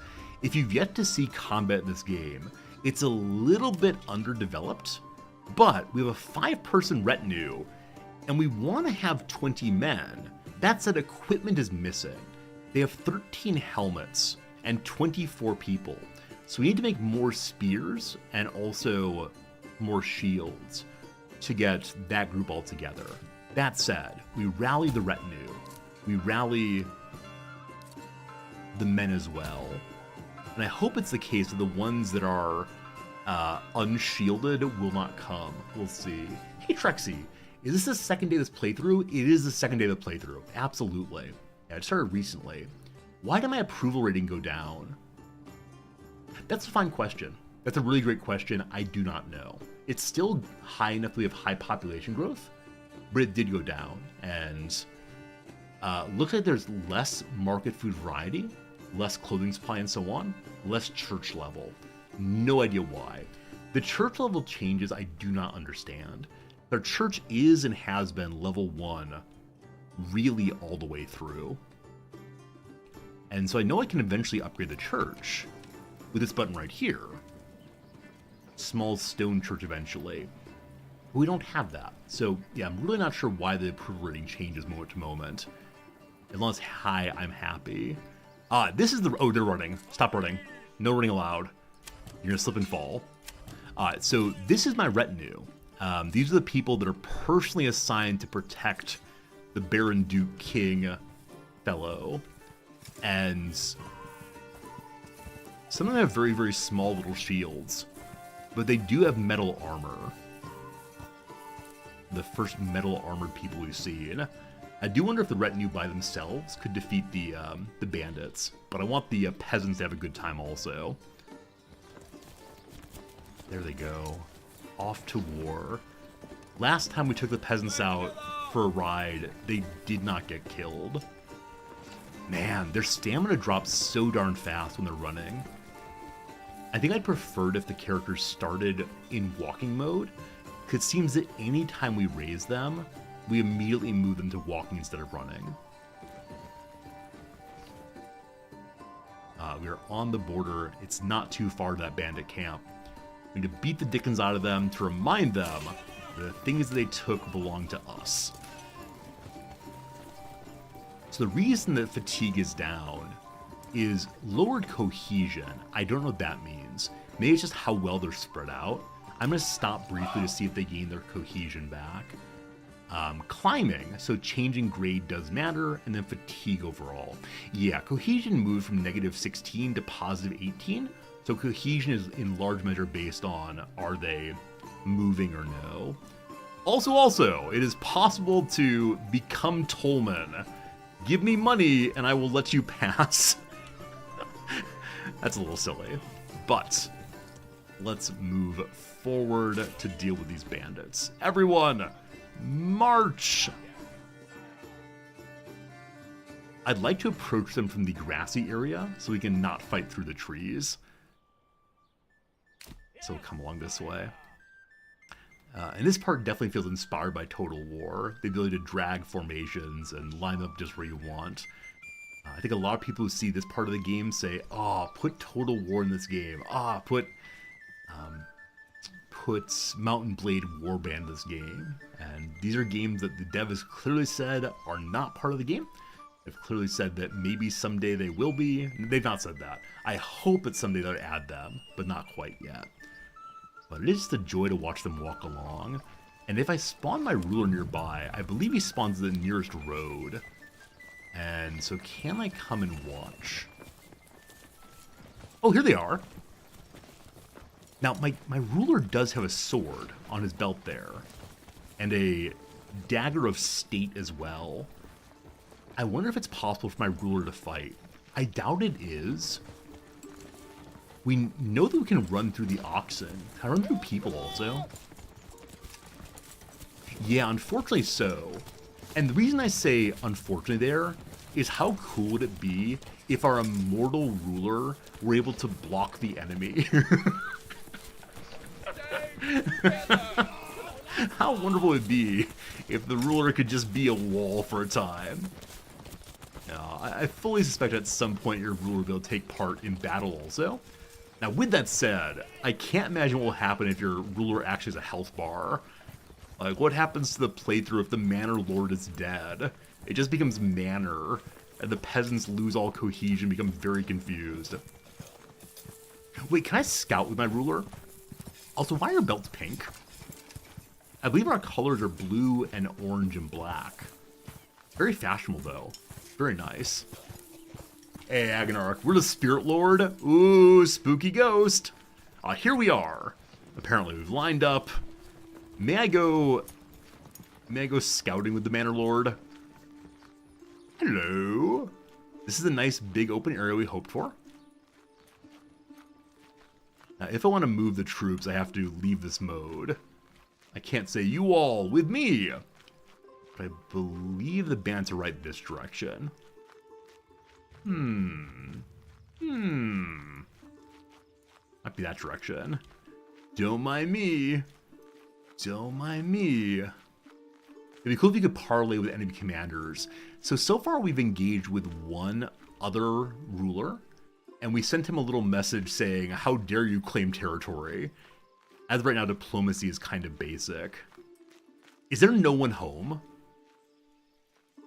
Did I march my entire army over here for some tents? Alright, army, go claim those tents. Where are you folks? Here you are.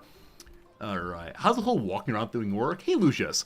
As of right now, walking around is just a way of seeing the world you live in. It is not a way of interacting at all. It's just a bonus feature. So when you mouse over it, it says, visit mode, very early in development, expect some glitches. Press to walk on a town in third-person mode. It's just a way to see what you've made from a different perspective.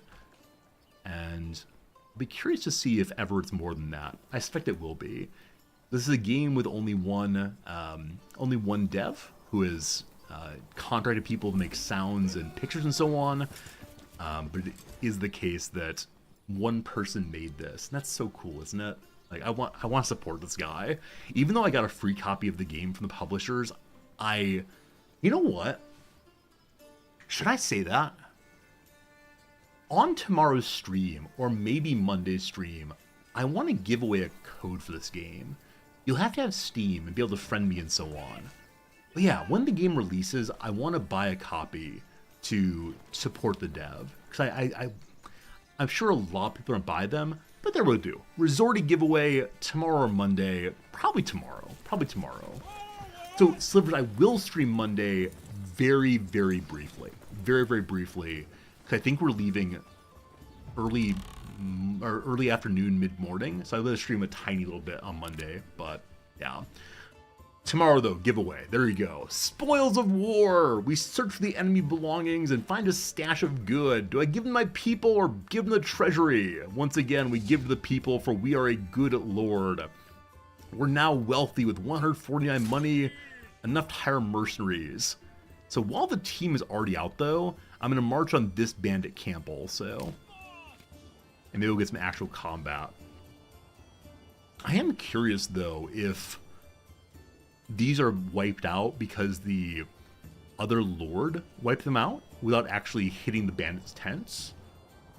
It seems that right now only the player is able to take from the tents. We're up to 570 influence.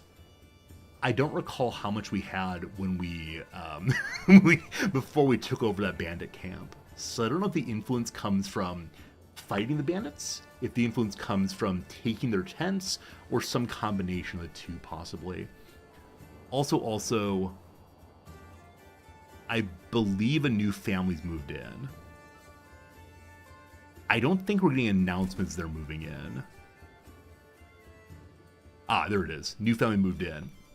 So, we're up to 17 houses, 15 of which are taken at least. I'm still confused about, is the living space number correct? But we can begin building up our town some more after, I was going to say after we're done fighting. Let me pause the game briefly, though, and see what we can build up. So I know we're out of stones. I'm going to ask my stone cutters to get back to work for right now. And then what else could we build? A tavern. A tavern needs malt, though. So our farm here is planting wheat. It'll yield 0 in 86 days. That seems wrong. It's summer. Wait, did they really not plant? There is a family that lives there. Huh, if we have no wheat going into the winter, we got some problems.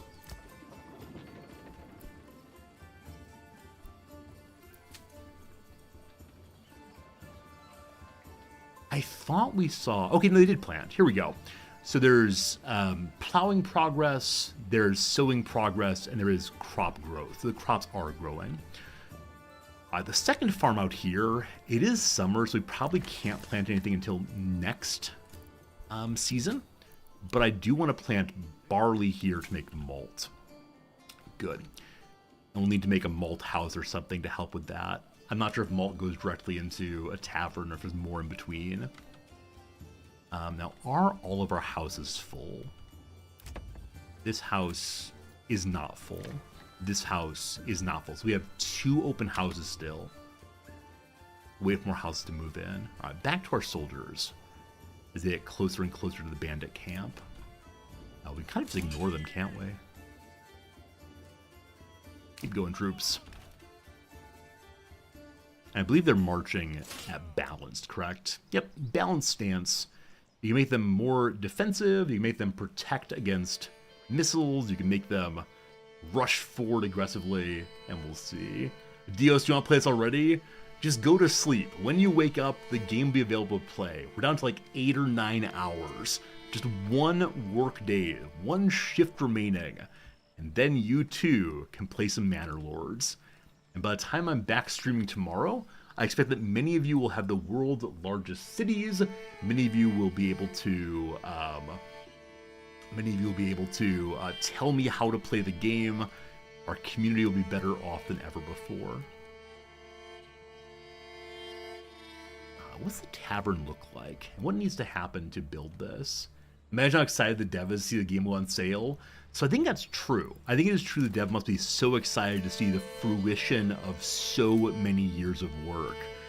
But with that said, I do kind of wonder / worry, are they worried because there's going to be so much feedback and not all will be positive?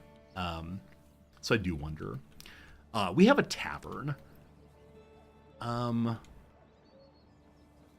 We put the tavern by the front road as a way of hopefully attracting people to our city. Welcome, travelers. You'll need to be Steam friends to steal my copy of Manor Lords. Yeah, Daigle, tomorrow, whoever wins the giveaway of this game, I'll need to be friends with on Steam. Like, you can become friends with me, it's fine, in order to have the exchange. Because I don't have a Steam key to give away. I'll need to buy a copy on Steam and send it as a gift. Normally, if I do a giveaway, I have a Steam key. But I hesitate / refuse to buy Steam keys on the secondary market. Because it almost inevitably involves some kind of scamming. So instead we'll do a giveaway through Steam. And it'll be fun. Like I said, I want to buy a copy. I suspect if I asked Hooded Horse for some giveaway codes, they would give them to me. Hooded Horse is such a cool publisher, been so kind to me. But I want to buy a copy to support the publisher. So tomorrow we'll do that for sure. Be careful, you can't give gifts for people in other countries. Really, Daigle? Really? Okay. Now, I think I'm still in the US on Steam. Maybe. Oh, that's a good point, Daigle. Shoot. If I can't... It's because of regional pricing, right? They don't want people buying copies in a place like Turkey that has relatively low prices and sending to a full price country like the US, probably. Okay. I need to look into that, because I would hate to say, hey, we're going to do a big giveaway, and then I can't give it to the winner, and people will say, scam, Resorty, scam. And you know what? They'll be right. Humble Bundle's not shady, Smitchy. No. Yeah, if this game on Humble Bundle, I can definitely buy it that way. But I mean things like the key reseller pages. I don't remember any of their names, but for a while there, many of them were being like advertised on Twitch. You know, they'd give me some amount of money to say, hey, go buy your Steam keys at this website. And they were all involved in scams. And devs were very unhappy because devs were not being paid for the keys. It'd be things like streamers saying, hey, dev, send me a key and I'll be able to play it on stream. And instead they'd use the key to sell for money. And that's a horrible way to treat devs who are so generous and kind often. They have a mod buy it and reimburse them. I have done that before. I have made poor old Pepper MG buy things for me and sent money over. Good old Pepper, my American contact. But no, I'll look into it. I'll get it figured out because I do want to do a proper giveaway. So Will there be differences in the game tomorrow? So Lucius, I was told this morning there is an update that I could change to right now, but it would break my save file. So more things will be in the game tomorrow than are right now in my playthrough. Now, it's not going to be everything. The game is early access, but it'll definitely be playable and enjoyable, and that is wonderful. And once again, a bandit camp with no one home. Someone is keeping that fire lit. It must be Smokey the Bear. Right click to take their things. It feels a little silly. It feels a little silly to have the bandit camp still going with no one there to defend it. But Manor Lords is on Humble Bundle. In that case, I can do a giveaway, no problems. Thank you, Smitchy, for knowing that. I'll buy my copy on Humble Bundle. That's great. Hey, Raptoria! Raptoria, thank you for the raid. How's it going? Were you playing Manor Lords also? More families moving in. Friends, we have 51 population. We're well on our way to 52. Raptoria, hope you had a good stream. Thank you for bringing your community to hang out with me. Resorty, that's me. I'm called Resorty. Windy First Son, thank you for your very generous continuing subscription. I'm glad you're hanging out. We take the enemy belongings. Who do we give them to? To our people. All right, with that done, I believe there are no more bandit camps of which we know. Is that true? There's one here that's in someone else's territory. I do not know what happens if we march into someone else's territory, so I'm not going to do that, which means it's time to send the boys back home. Team, I'd like you to return to your positions. We have to go home first. They don't know how to get home from outside there. Raptoria was playing Manor Lords. All right, very good. Hopefully you're enjoying it as much as I am. I think it's a game that is worth some attention. We also have 531 money. So we have some new folks here. We have a pile of cash. This is the richest we've ever been. Again, we personally, 0 money. But let's see.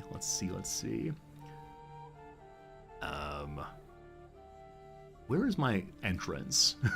Where is the King's Road once more? I'm lost in my own city. All right, let's see here. If I were a city, I would be attached over here. Is the tavern being made? Not quite. They're waiting for 5 timber. Someone get the oxen, get the timber. Hey, there they go. And we're hoping that eventually Ott becomes strong enough to haul 1 whole, or 2 whole timber at a time. Just double yoke him. It'll be good. Are you going to the farm? You're getting timber also. Yeah, I was so hopeful that eventually we could have one of the oxen work in the farm, but I haven't quite figured out how that works, unfortunately. I know we got the plow, and there is a livestock button. With the livestock button, there's no way here to say which livestock live there. It's connected to the road. Oh, here we go. Permanent livestock. I push the button. I wonder if they're gonna get a livestock now. A livestock, that feels very awkward. Is that grammatically correct? They're going to get a livestock. Feels like a weird mass term. They're gonna get an oxen. An ox? Wait, oxen's the plural. Oh, I'm so confused. Never mind. I swear I know how words work. I swear I get paid to do things with words. Tavern, waiting for more goods. Man, I sure do hope at some point that the tavern itself will convince people to stop by and live with you for a time. Maybe not permanent residence, but it would help with the overall economy. Now, with all that money, we could bring in more goods for trade. I know for the moment we have some troops who are without weapons. So if we bring in some more spears, that will require starting a trade route. Now, we can only have so many trade routes. So is it worth making a trade route as opposed to trying to make spears ourselves? We have a second level 2 building here that's not assigned to anything quite yet. If we make it a blacksmith's workshop, it can make tools and spears and sidearms. What a great name that is, sidearm, as opposed to, you know, a sword. We are making leather, so probably shoes would be preferable. How much leather do we have saved up? 39. Let's make shoes. That takes one family out of the work pool, but hopefully more families will move in fairly soon. And someone will start a shoe selling stall. Super. Over here soon enough. Someone start shoe selling stall soon. That may have been 7 words in a row. I may be more proud of myself than I've ever been before.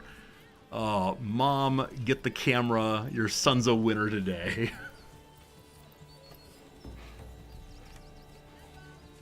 Livestock's a substance noun. All right, I think that's what it is, Elias. I felt weird because using a substance noun mass term. Like, but if I say someone fetch me an animal, that feels fine. An animal rather than a livestock. Despite knowing things about words, I don't know how those work. I need some linguists to tell me why I'm doing things wrong. Tongue Twister Thursday? Absolutely. I think for some reason, S's may be the easiest. Sorry. S's may be the easiest of letters with which to alliterate. I'm not sure if they actually are, but it does feel like they might be. This is something we could probably figure out with a quick Google search. I wonder what letter of the alphabet has the most words that begin with it. And I have no idea how to figure that out just by thinking about it. Like, which book of the dictionary is largest? I know that in the encyclopedia, at least, there's certain letters that are jammed together. I believe Q is often combined in with R, because in English there aren't that many Q words. But Blue Moon, you're absolutely right. That's the predication of that sentence is hard, isn't it? We need more being words to start with S's. That's what I like seem for sure. Oh, sure. Dago, when I say what language, I mean what letter I mean in English per se here. Because of course there are no S's in many languages. But yeah, in English, what letter is the most common starter? Right now I'm going to say it's S, but I think I might be wrong. 1/4, soon 1/3. The family has shown up of the guy who came before. So from 50 people to 53. Is the retinue being counted here as people? Are soldiers people? It's time for math. So 4 plus 2 is 6, plus 14 is 20, plus 28 is 48. 53, the retinue does count as people. There you go. So the tavern has multiple buildings. I wonder if this part with the beautiful but somewhat worn yellow parts here, not sure what those are, is where the drinking happens, and here's where the brewing happens, maybe. Hey, Didorito. Based on Standard American English Dictionary on a current Linux system. Look at you! Look at you! Okay, one second. That's a lot of words there. 10,019 words start with an S. 8,201 with a C. How did I get that right? It is the case that S is the most common starting letter. I wonder why that is. Dude Rio, thank you for doing that Linux work, or copy and pasting someone else's Linux work. I wonder why S is the most common starting letter. Are English speakers snakes? Are we all actually parts of the Slytherin? I've heard from my Japanese-speaking students and my my Chinese-speaking students, Mandarin speakers, that when they think of the most common English sound, it's ing, the gerund noise. That might be because ing really stands out as a sound that maybe they don't have. I'm not sure. Definitely Japanese does not have ing. But they've never said it's S. Huh. Huh. We've learned things today, friends. In the future, if a crossword puzzle asks what is the most common starting letter, we are bingo bango ready to go. Oh. Are we also making more houses over here? Construction Fish, the cobbler shop. We have shoes now. So very soon, the shoe families, the Coopers, in fact, sorry, cobblers. Coopers are barrels. The cobblers are gonna be making shoes. That should be a new kind of clothing, I believe. Huh. They need a higher level church and also a better tavern. Okay. To upgrade the church, there's a long-term goal. We need stone, which I believe we are fetching right now. We are getting stone. We need to have also planks, we have them. And then something that's yellow. I think I've seen that yellow thing previously. What are you, yellow thing? Here it is. Clay! We have to have clay tiles to upgrade this kind of thing. Nice. There are more English words being with the letter S than others because there are clusters like s, sh, sp, st. God, Dom, thank you for knowing that. This is the kind of work that linguists do that I think is so amazing. Speaking of which, at today's faculty gathering, there's a linguist. There's a linguist who is very, very good and I like so much. I'm going to try to sit with him again and talk to him about this question. Now, his main focus in linguistics is traditional Irish languages. He speaks traditional Irish Gaelic, I believe, fluently. He's one of the few people who teaches courses in it. And his work is on colonialism, the early colonialism of the English against the Irish. And so I'll talk to him about why exactly how English works in that respect. I'm sure he has things to say, though his primary focus is on colonization of languages. And he's been working on it since the 1970s, I believe. He's really, really cool, though. Probably the best conversation I've had in the past 2 or 3 years, outside of those with my wife. Yeah, second clothing stall, shoes coming in. All right, and then we had a new family moving in. Oh, how we grow. I don't want to become overly suburban, so I want to start another location for houses. Now, oh, we're home. Hello, troops. He's been standing there for a while. Folks, return... Oh, that's run, sorry. Return home, all of you. They immediately just band and head back to their home. Is our retinue confused? Our retinue's like, hey, we're just some guys. We lost our shields. I'm sure they'll find their way home eventually. But, it feels like we're going to grow very nicely here. Now that the family's coming in again. So we're talking about having a second location for houses. This forest has been mostly cut down. We could move our logging camp back in some more and then make this area right here into our group of houses next to the windmill. We'll call it Windmill Heights. Or possibly the farms here. Or we can let the peasants begin moving to the manor. I think not. This is like a fun choice. This decision feels really interesting to me in a way that I didn't expect it to. So yeah, we're gonna say this area right here in the middle of town. So logging camp, it is time for you to relocate yourself. What do I want to cut down next? I like having the forest in the middle of our territory. So I think off this direction, we'll cut down some. So you set up here by the farm. Maybe this is clearing more territory for a future farm.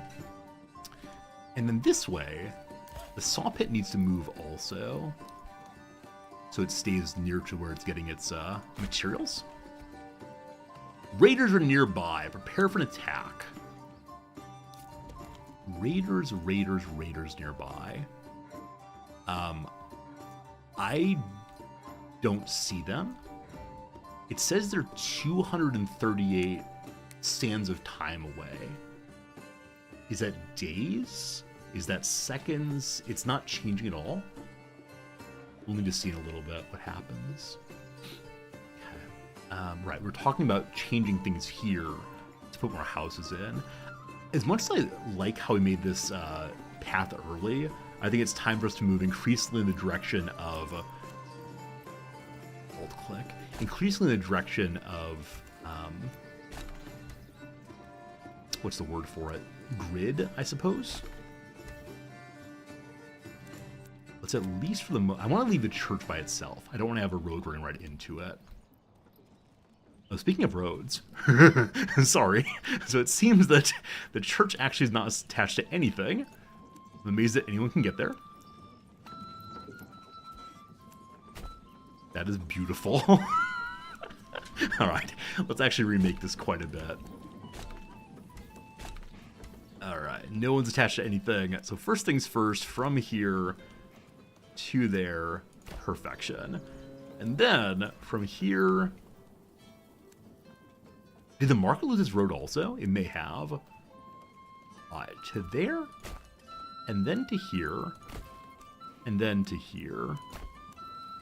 That's lovely enough, I suppose.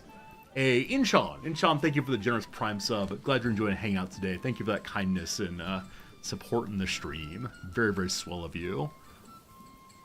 Somehow I managed to destroy the main route through the city. So this intersection is a place of absolute confusion, but I think it looks kind of nice. That's good. Again, Inchon, thanks for the Prime sub. I'm glad you're enjoying hanging out. Alright, next up, take the continuation of this very confusing intersection, and we'll gradually expand it out this direction. I want it to look kind of loopy, but not overly so. First time here, what am I a professor of? I'd like you to guess. What do you think I teach? And then when you're done with that, I'll tell you the truth. It's one of my favorite games. One of my favorite games. But welcome, welcome, welcome. Oh, Gary spoiled it. Gary spoiled it. I mean, I don't teach philosophy. What do you mean, philosophy? That's not a real thing. No one teaches philosophy anymore. Some kind of Greek or something. Hey, Sub Yoga, how's it going? Backbreaking work, delicious mud dinner. Absolutely. Welcome to the colony. We'll get you right to work. To rotate, we hold down control and roll this thing. It's all good, Gary. Don't you worry. That looks kind of nice. And we'll come back around this way. No, I appreciate when people in chat do help out with people's questions. I can't answer them all myself, of course. So the road coverage is something I'm still kind of bad at. I can never make it look quite right. But you want to get a PhD in economics, specifically labor economics. That's so cool. My school does not do labor economics. I wish they did, though. I'm always interested in how the worker position and the relationship between the worker and the productive enterprise functions. Where I think a lot of my students want to think about big business. My students want to think about they want to think about the flows of global capital, and this is all very interesting. But as someone who came from a working class family, for me, labor is where it's at, and not just like factory labor, of course, but all kinds of laboring.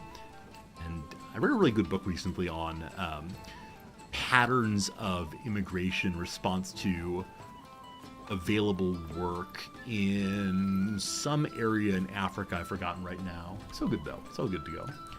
Anyway, must continue building, not talking. That's what the book discussion channel's for on good old Discord.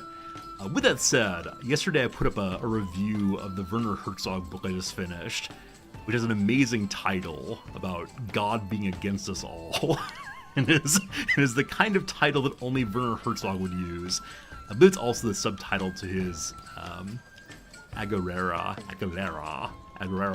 however that's said. It's a memoir. It's an enjoyable memoir, but if you're not into Herzog, it's probably not going to do terribly much for you.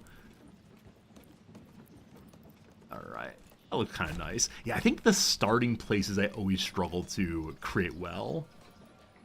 Aguilera, thank you. Aguilera. Usually I have to apologize to the French speakers for my inability to actually speak French. Sorry, Spanish speakers, my inability to speak the Spanish either. I can barely speak English, all things being considered. It's Aguirre? Hey, that seems right. That seems right. Alright, we got a little street there. It is time for us to get some more houses up. Right. This is the problem with being someone who primarily works in text. I know how to write words, but when it comes to actually talking the words, confusing. Alright. Nice, big, new area. We don't have enough timber. Doesn't, Pitbull have a song called Timber? Is it Pitbull, maybe? Maybe. Have I read of Walking on Ice by Herzog? I have not. Is that an account of when he decided to walk the entire border of Germany? Early in his life, he decided it'd be a great thing to go experience what Germany is. I think in the era just after the reunification, or maybe just before reunification. So, pretty cool. Love the tie, Sonny. Thank you. This is your favorite sports team's color. Is that Inter Miami? I believe Inter Miami has a pink color. I only know that because of Messi's recent foray into MLS. So, you want to see the film about the feral kid? Casper Hauser, as film with Casper Hauser is well regarded. I mean, they're all well regarded in their measure. So we don't have any timber until the logging camp is made. So we're going to make that higher priority to get knocked out straight away. Oh, the Herzog book is one where he walked to France instead. Yeah, what's her name? It's E.L., I believe is her name. Herzog had a friend in the hospital in France. He was in Germany, and so he walked to France. And apparently his friend recovered. And of course one could take a mystical approach on this or say it was just how she'd be anyway. But yeah, it is a nice thing. I mean, an amazing thing to say, not just will I take time away from work and my concerns to go see a friend in hospital, but also the idea of walking thousands of miles to go see a friend in hospital. It's a good story. Oh, it's similar to that one fellow. This comes up on Reddit occasionally. There was an Indian man who fell in love with a woman in Sweden. And I believe he bicycled all the way from India to Sweden. And they got married and are still married today. I think it was back in the 1970s or early 80s, possibly. Can you imagine? For true love, you'll do anything, including bicycle from India to Sweden. Absolutely ridiculous. It's hard to imagine doing that. But it's pretty cool. Hey, look at our tavern here. Look at our tavern. It's beautiful. It's a nice place. Hey, Mitchell, thanks for the continuing subscription, my friend. I appreciate that. Thank you. How long of a trip is that? It must be months, Mighty Maddie. I have no idea. Hey, True Trigger, how big is my current fiefdom? It's just the one. We're currently at 570 influence. So I need to get more influence. I don't know how to gain the tithe. I don't know if we insist that we are the bishop here, give us your money. Conquering brigands and upgrading churches and manors. So we're working right now on getting the material we need to upgrade the manor, or the church rather. That though requires a clay pit. We do have clay inside of our territory. It's over here. We also have iron. These are so far away though. Should we set up independent little villages? Because if not, my haul's gonna have to go so unbelievably far. I mean, that's okay though. So we'll finally have some kind of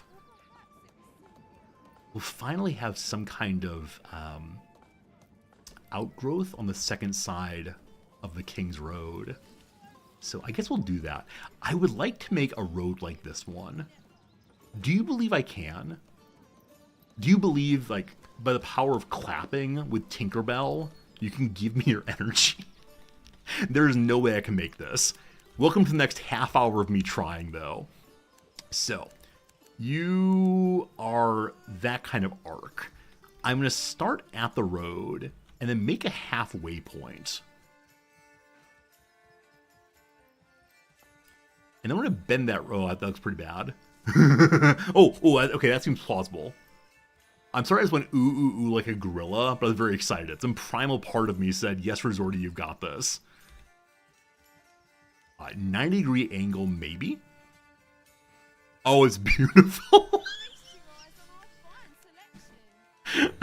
Oh, no. Oh, man. Okay, how about the other direction? Oh, it suddenly feels like City Skyline. Those of you who have seen me play that game will know this game totally well. I have such big ideas for making really attractive paths. And then they never quite amount to anything, do they? Alright, let's make a little curve that way. I wonder if there's any benefit to making attractive paths in this game, or if 90-degree angles really are most efficient, and so one should just do that. Whichever way, we have a road. Let's finish up the loop back to the main road again, which is over there. Alright, a little bit of turn there.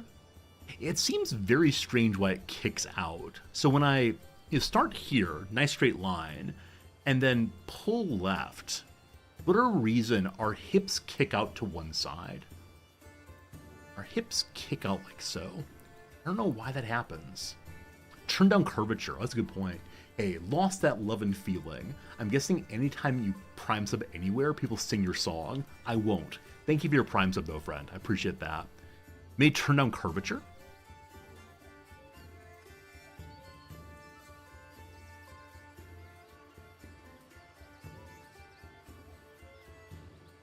That's a good idea. That's a very good idea. That's a little more reasonable than previously. Hey Jam, will this game have good replayability? It's hard to say. As of right now, there's only the one map. And so I can easily imagine someone saying, oh, there's only the one map. Why bother playing the game a second time? But I believe on the new game page, there is a let's select our own map. So I'm guessing the dev will have more maps eventually. That said, the game is pre-early access right now. So I can easily imagine there being more maps sooner or later. I think we made some nice roads there. I think some of that was nicer than previously. How cool is that? But yeah, if you're someone who's into replayability, I've already gotten 8 hours out of the game, and I feel like we're just getting started in some way. There's so much more to do, and the dev is so clear about wanting to make the game good fun long term. We can extract iron ore or clay. This is clay. So here, there's no deposit in range. It looks like you have to put it directly on top of the resource, where stone's above ground, you can put it next to the resource. I'll then build a little road out to there. I probably should have made the building first and then made the road, but here we go. Okay, we need to have more people working on hauler jobs. I have 3 free families right now. Did I get the barley farm started? Hey, someone got an oxen for plowing. This is not the farm where I added the plowing station. Enables employing oxen at the farmhouse for significantly faster plowing of large fields. This man has not been licensed to take my ox, and yet there he goes using my ox. The other farm is the one where I built that, and I believe they're not using an ox there. Okay, Ott is there. Is Ott farming both of the fields right now? Are you Ott? So they're sharing Ott. These beautiful anarcho-communists sharing Ott through the fields. That shouldn't be able to happen, I'm pretty sure. That's probably a bug. But fascinating. I do want to have a second person working on the storehouse to help haul things about. We're about halfway full on that right now. And looking at the second family there is going to set up a little market stall also. Are there firewoods? No, it's a clothing stall. They're selling shoes there. Looks like shoes are not yet modeled. So just imagine the finest Ugg boots. It's great. Now, with the second kind of clothing, my level 2s are happy. They want the church upgraded, they want the tavern functional, but they have 2 kinds of clothing. Fantastic. Also, the tavern's now unfunctional because there's nothing inside of it. So we don't know exactly for sure how malt works. Sorry, barley works. In 36 days, we'll be harvesting 0 barley. Lovely. Wonder why it's 0. Let's look and see. So they're still in the midst of plowing. So this season, they're not quite sure what they're doing. It's summer. It's all very strange. Anyway, friends, it's been another hour of game. So we're going to take a 3-minute break right quick, do a little ad break, do a little crossword puzzle. We then have only about 20 minutes left on today's stream. Today's stream is a short one because I have a faculty appreciation brunch to go to. Between now and then, though, let's enjoy crosswording. Let's enjoy a little bit more time playing the game. Let's enjoy being together, hopefully. Hey, EDL, you can click on the workhouse and limit what fields allowed to work at. Oh, really, EDL? Okay, so I assumed that the plow couldn't go everywhere, but they're able to drag the plow from field to field. Really seems like our farmers are in this thing together. I love that. I believe we're working on Down still. Garten on the Food Network. Ada Garten? Ava Garten? Something like that. Can you answer in chat if I'm on the crossword? Read the white text, please. It's just not fun for me to have chat do it. I'm a controlling Manor Lord, unfortunately. It's fine, it's fine. I wonder if I should have the text be different colors, like rainbow flashing. Or have flashing arrows pointing to it. So many new viewers who are so cool. Definitely don't read the white text. All right. Hot delivery. I'm still not sure what they mean by that one. Societal customs and traditions. Could be like social mores or mores. Stage for larva is definitely pupa, though, so that's me incorrect. What do we have here? Manners?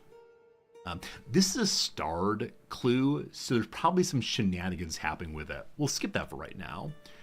Whole mess. Whole mess. Oh, incidentally, earlier we did the downs here, and Czar didn't work with either of these.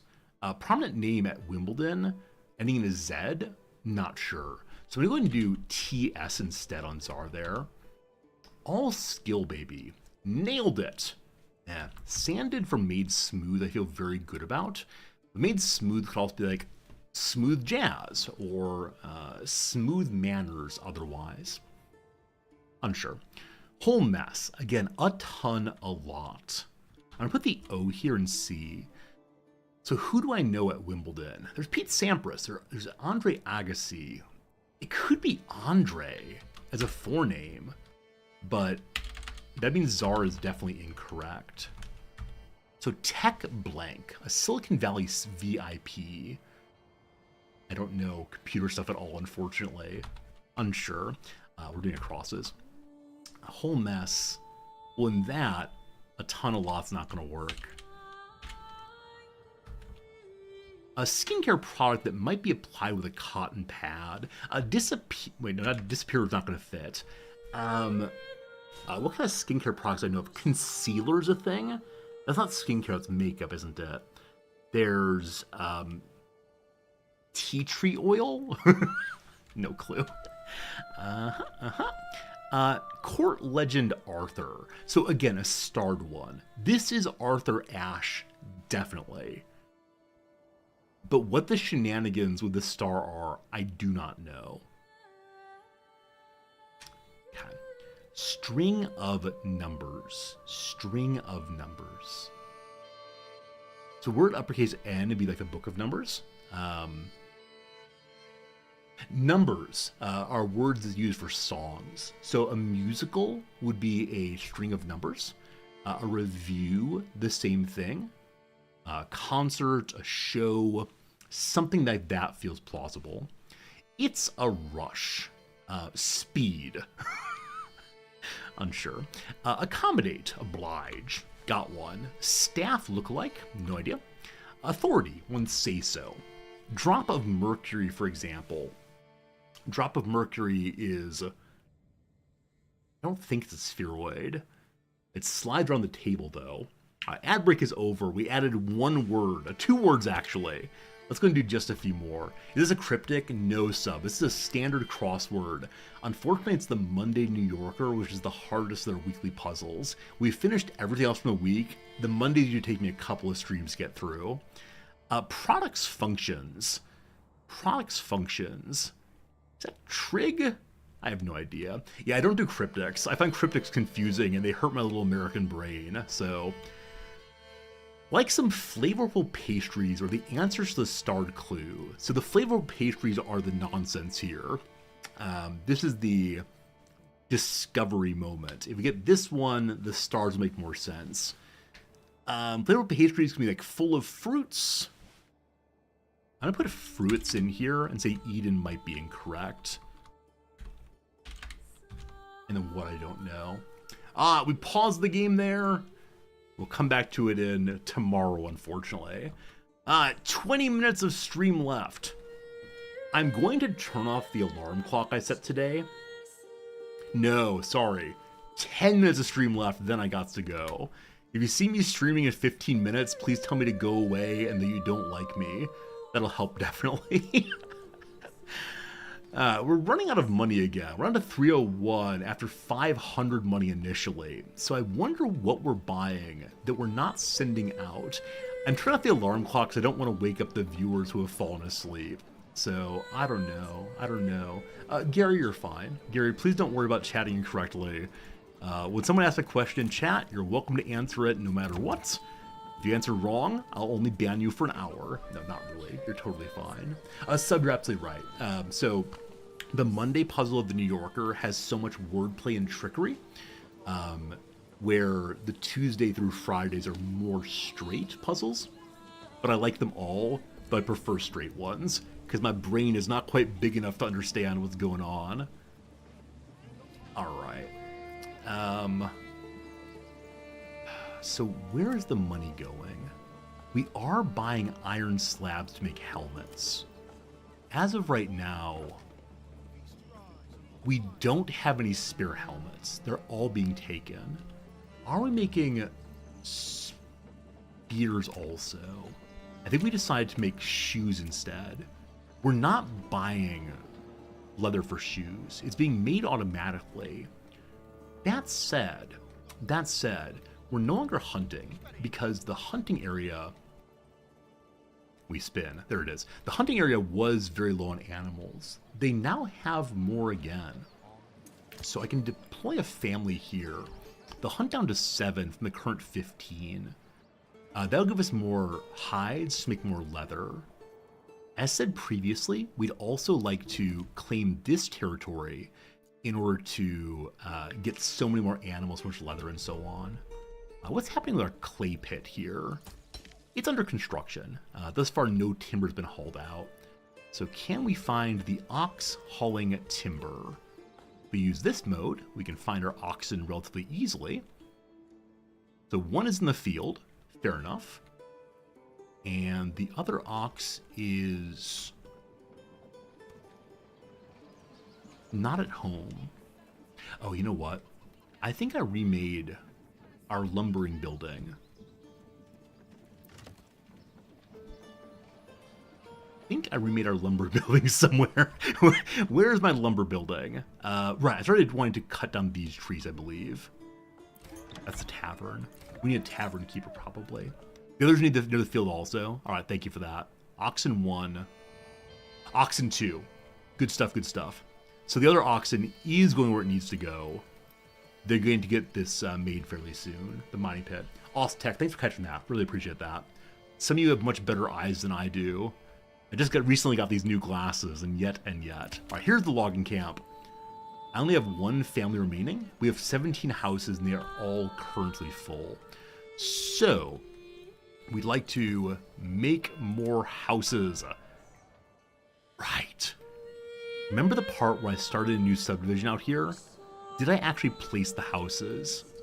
No, I got distracted. I got distracted because we had no timber. That was the issue. I think a large majority of this game is me getting distracted constantly.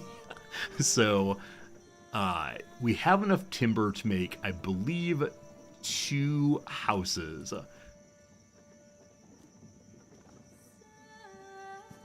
there they are. Now, once we get a family in, we'll be able to get the timbering building functioning again. That's the tavern again. Oh, I keep being lost here. Saw pit, timbering building right here. Cool. Cool, cool, cool. One more day and you can be Manor Lord also. I really wonder what's going to happen on Twitch when Manor Lord releases. Unfortunately, I'll be on a brief vacation after tomorrow, and so we'll probably not be able to see exactly what happens. But I wonder if fewer people will be watching because they'll be able to see the game for themselves, or if even more people will be watching because they'll see on Steam, wow, what is this game that's selling big, and then come watch it. So I'll be kind of sad if I miss the big Manor Lord rush, and then when I come back, I'll have missed all the opportunity to make new viewers and new friends. This has happened 3 times in a row. I think one of the games was CK3. I can't remember the other game, but I keep taking vacations exactly when the games I play are having their big releases, unfortunately. Just got back from holiday in Scotland. Yeah, we're going to the Upper Nikko area. I live in Japan. So Nikko is about, I think, 2 hours outside of Tokyo, where I live. And we'll be doing some glamping, sleeping in a tent. My wife should enjoy that quite a bit. So we'll see, yeah, primarily we take vacations for my wife. I'm someone who really prefers to have a stable schedule. If I were not married, I would do the exact same thing every day. I would wake up, I would stream, I would go teach, I would wake up, I'd go stream, I would teach. My wife enjoys going places and relaxing though, so it's definitely a different life, but it's good for her and probably good for me to take breaks also. Hey, Tech, what's my professorship in? You want to guess? This is the second You Guess game in about half an hour. We love it, we love it. Your mom was a nuclear physicist at Scuba. Oh, Scuba's so cool. Scuba was a city made entirely for technology and research.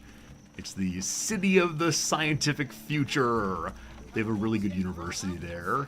And a few of my colleagues down here in Tokyo live in Scuba because they got their PhDs there. And so they commute like 2.5 hours each way every day, which I cannot imagine doing. I have absolutely no idea how anyone would commute that long regularly. Now, because it's on the train, they can do various kinds of grading on the way, but come on, 5 hours a day on the train? No, no. Yeah, I think their family prefers to live where they're living, but no, can't be done. Not reasonable, absolutely not. So, all right, are the houses being built? I wonder what all construction jobs we have right now. For the moment, we only have the one construction family. What could I take someone off of, I wonder? We probably have a bunch of stone that we're not using. Indeed we do. So the stone cutting family again returns to being a construction family instead. And then in the storehouse, I have 2 families. I'm considering moving one of those. If I push tab, you can see how building is going. So I like this mode so much, but I get confused in it. There's just too much going on, and all the little pictures look the same. I believe at some point the pictures will probably be changed to indicate what kind of building it is, but I found this plausibly helpful, but not as helpful as I wish it were. But we can see here if the building is getting done, and the answer is not really no. Alright, so the field was planted too late. It's now August, and we have absolutely no sowing done. They spent the entire year just plowing. I guess that'll be useful for next year, but a shame, a shame. We could steal the worker there and move them over. But the lovely Wheat field. Wait, is it going to give me 2 wheat? Now, is that 2 per 23 days? Or do we get only 2 wheat in 23 days? I found the farming a little confusing. Because this is the size of field we were told to make initially.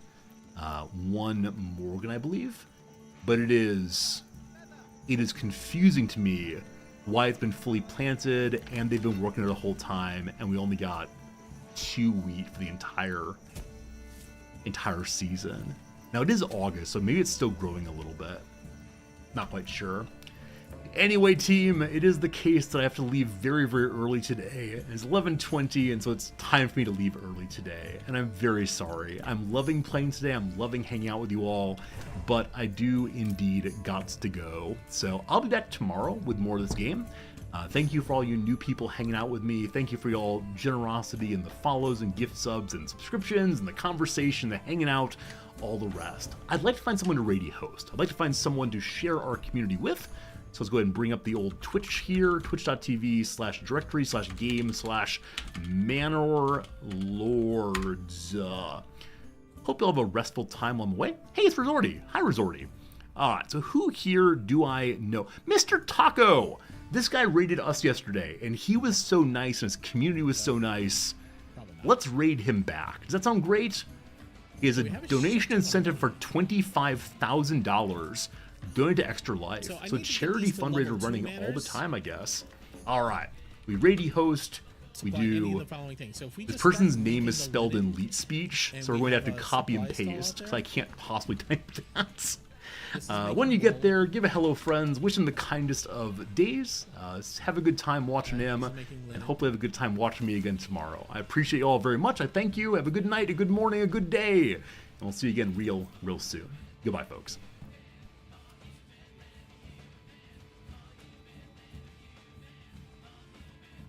Glad you don't have to feed the sheep. Doesn't linen come from flax? I thought this would be making it based upon... Oh, God, you're right.